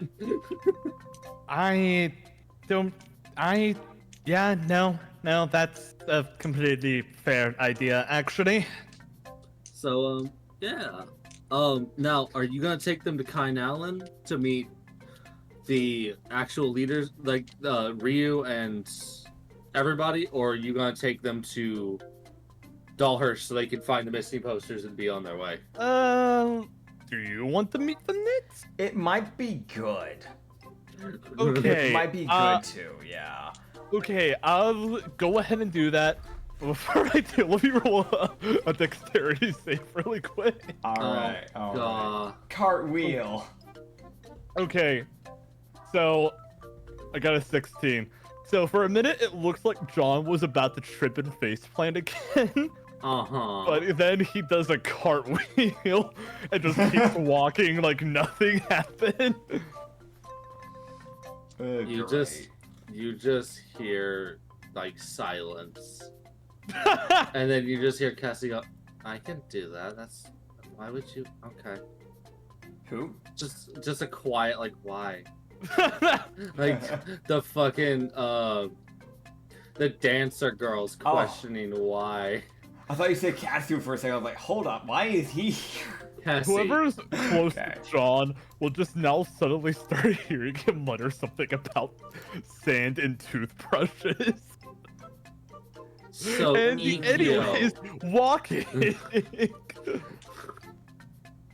So cutting to Ryu's perspective of this. Yeah. Ryu is managing. He's just finishing up with Grandma and having her sent on her way. Yeah. And he's like, all right, all the recruits are sorted out. They go and do their thing. He's like, good, great. Here's A moment of peace. moment of peace. Which, by the way, let me ask. While I was in the zone of Granny, did my sanity go up? Yes, actually. Awesome. Your sanity went up by an additional 10. Pog. I was wondering. I was like, that would be funny if my sanity went up because of her, not the Granny. No. Also, what you would then see is as Ryu would start to take a breath, because he's alone, he would then hear, "Hey, Ryu!" Yeah, it's almost like they see him about to do a. Alright, yeah. John comes walking up. Nah, okay. I'm gonna retcon that really quick, Acrid, because John would probably say something like, "Oi, Ryu, dear! I found people!" Yeah, that's best. He looks to John and just goes, "We're not married. What do you need?" What? Dear, that's normally used for the significant other. What is that? You know the case, old lady?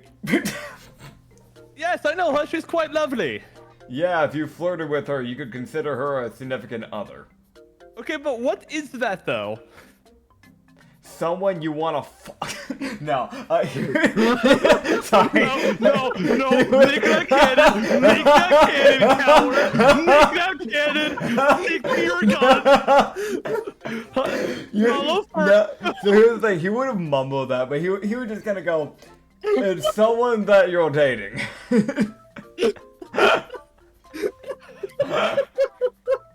Okay. So you wouldn't mumble, just to be clear? Yeah, he mumbles that. Like, I don't think you're gonna hear that, but yeah. Okay. Oh God, that is. Oh my God.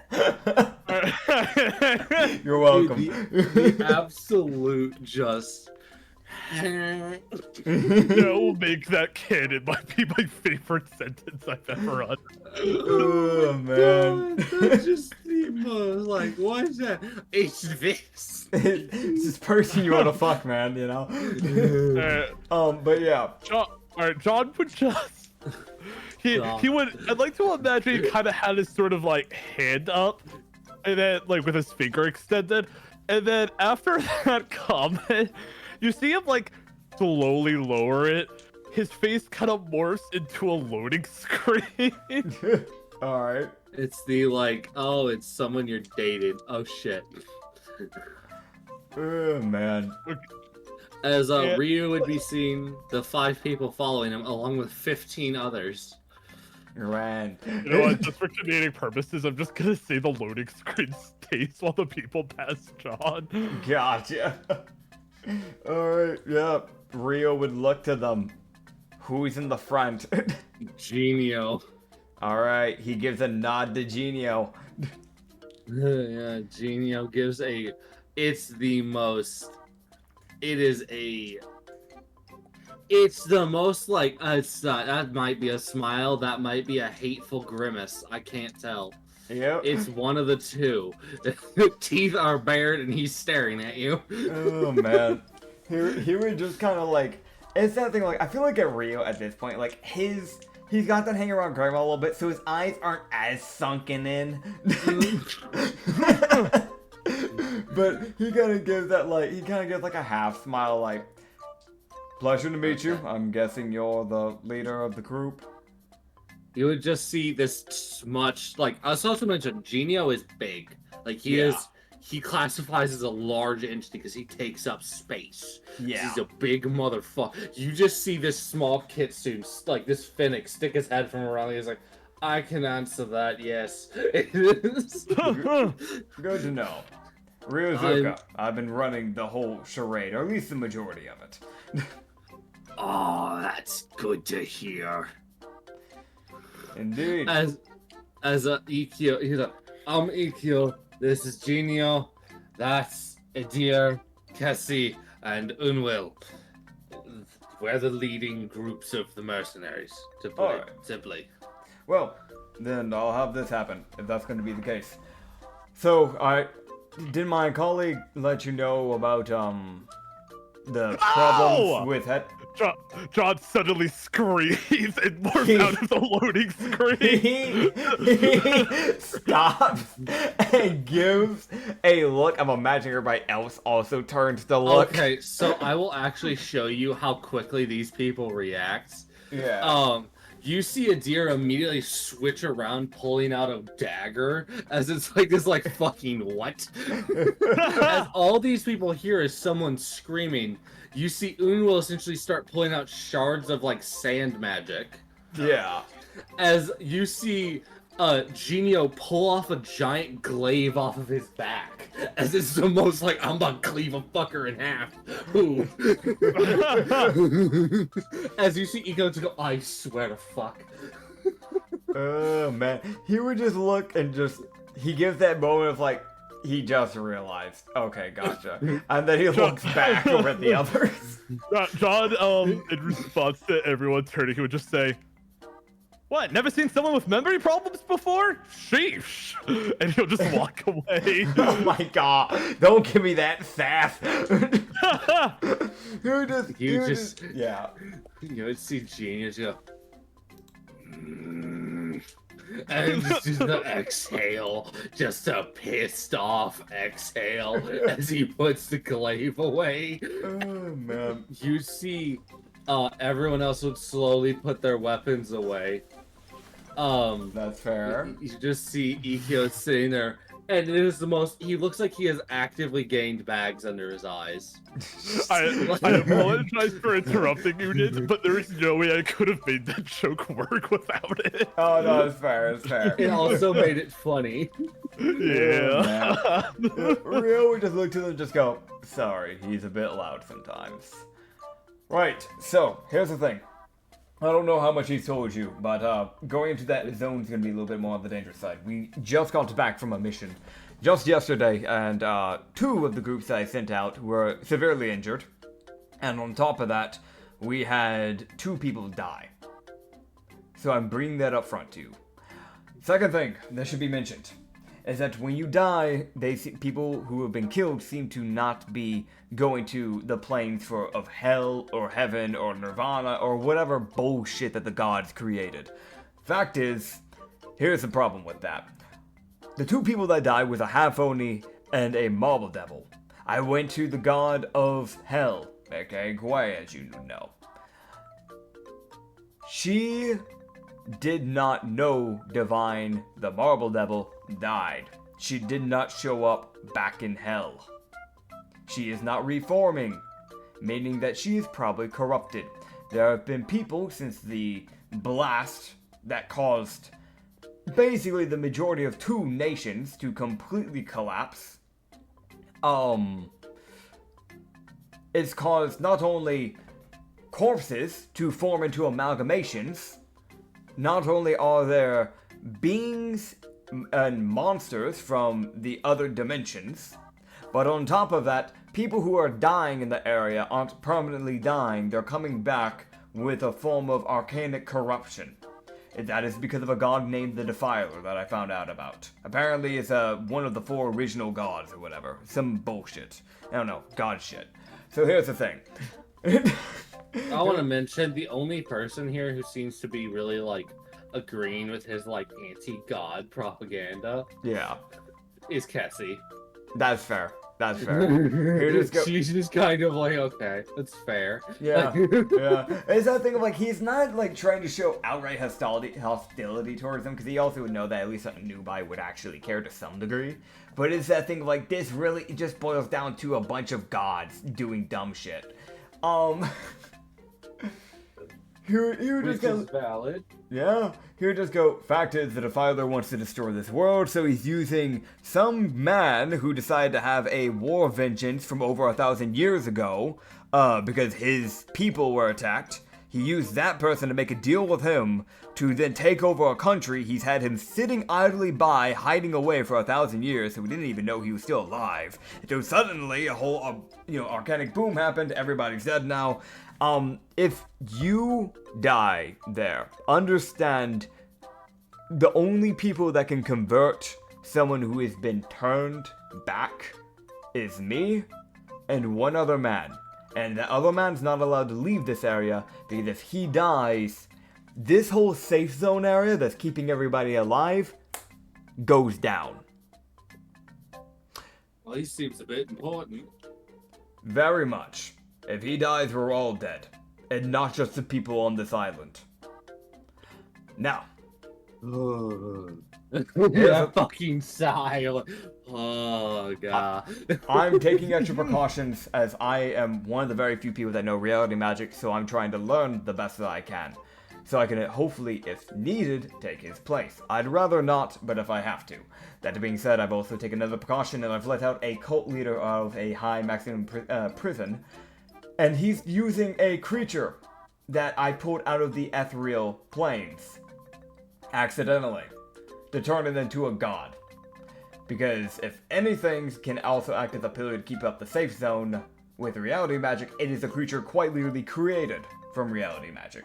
So we are taking precautions to try and get that under wraps. So, we have people that are heading over into Merton, which has a giant prison of high security people that are still actually holding up there. So I'm sending a group over there to go handle that. I have another group heading over to Athlone, and that is where my group is going to be heading. We're going to go and try and get some people that are in a cave-in that cave themselves in perfectly, so that way they could not be attacked by the monsters. That's where you would be coming in. Later on, we'll probably have other things that need to be handled, and I'll probably send you on a proper thing. But for now, we still have missing people, and that takes high priority. So, I'm going to help you get to an area where there are missing posters. We're going to get you set up, and we're going to send you on your way. For your other group of mercenaries, the more normalish people, from what I can tell, I've got a separate quest for you. For that group. We'll get to that in a second. But I need you to understand, and I've been mentioning this to anybody that's been working with me so far, if you feel like you are about to die, unless you are with me, because I can turn you back and we can continue on our way. Do me a favor if you have the time, and I know this is going to sound gruesome, put yourself out of your own misery, so that way it can't take over your body. Gladly. In other words, Sudoku. Though I don't know if you use that term in your world. Good to know that you're willing to, though. I hate saying that to people, however, when it comes down to it, we don't have many choices. So, let's get to the wanted posters. We have places to be and things to do. You just see Ikyo and he's like, all of you understand, I'll happily throw a grenade at your feet. Yep. Like, it is the most, oh, they're turning. Well, pulls pin, tosses. See ya. Yep. Hey. He's gonna look to, like, as they're about to head over to the teleporter, he's gonna look to the group of, what is it, 15 mercenaries, he said? The other mercenaries? Yeah. He's gonna look to that group and go, all of you, there is a man, he goes by the name of Darius. He wears a black top hat, very fancy clothing. He's one of the main guards here. I want you to talk with him. He will have the group of you divvy out to 2 areas. Half of you are going to act as guards in case this zone ever falls. We're going to need protection. There are still people here that cannot fight, obviously. They're still commoners. So that's where you will come into play as a form of protection. The other half, so we'll put 7 of you to that. The other 8, that's for you to figure out, you as the group to figure out. The other 8, we're still working on evacuating people from the underground areas to a safer location where they can't be inside the safe zone. So I want the group of you to head into the underground. We can send someone that's actually been to the underground, as there is a town that is near the passages and tunnels around that area. We can send one of them to head with you, so that way you know where you're going, you don't get lost just wandering aimlessly in tunnels. But essentially, we'll be sending the rest of you down there to help with escorting people to safety. Yeah, so you would see all the mercenaries look at Genio after he goes, get to it. they fucking get going. All right. As essentially they're like, well, do we do this, boss? Or yeah, and then he confirms like, oh, okay. Yep. All right. Well, I guess we'll go and look at the missing boards. John, where'd you go? Time to go to... He's walked away. All right. I guess I'll go without John. As long as he knows that we need to meet up in Osran, that's what matters. Okay, I think you would probably go there just to keep the ball rolling. Okay, that's fair.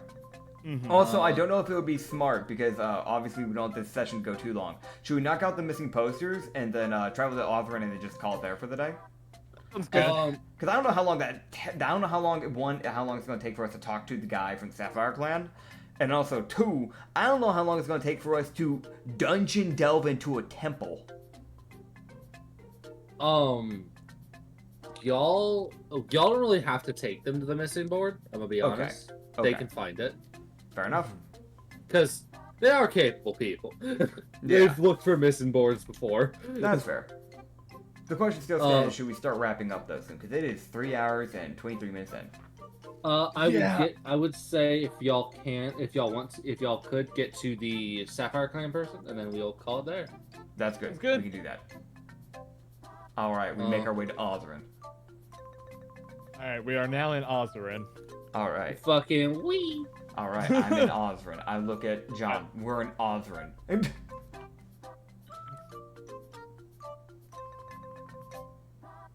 What the fuck?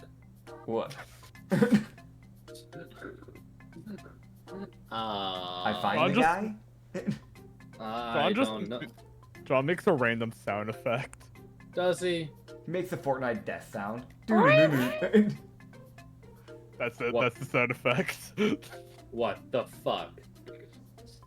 Oh god.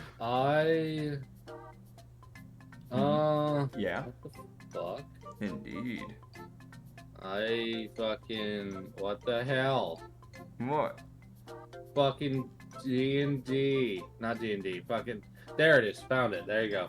Fuck. What is it? As you guys would get to Osran, you guys would see that the tree village, which is where the people live, is still fine. People are managing. You all haven't been here, but this city is built entirely in the trees. Right. And there are tribal folk that live at the bottom. What god domain is that in? Nature. Oh, so they're in the Fae?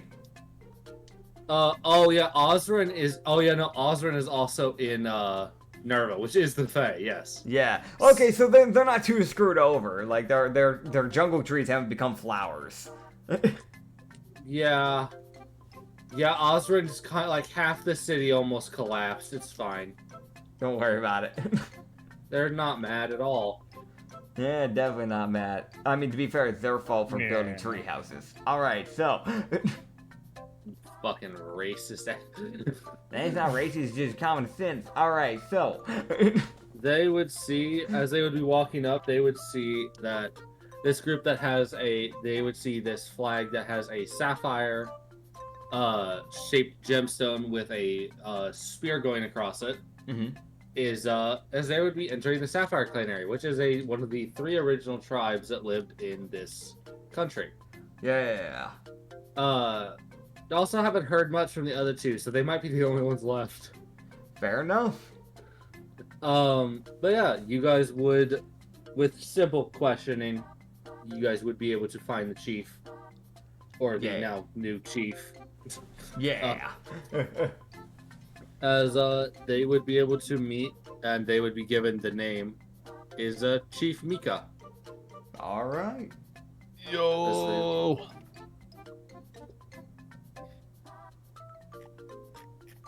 It is a cat, a white cat with white fur, and instead of technically a mane, it's like hair. Their mane's been put up into a hair. It's been braided. Goes down a decent ways, like halfway down their back. Tribal clothing. I feel like it's pretty.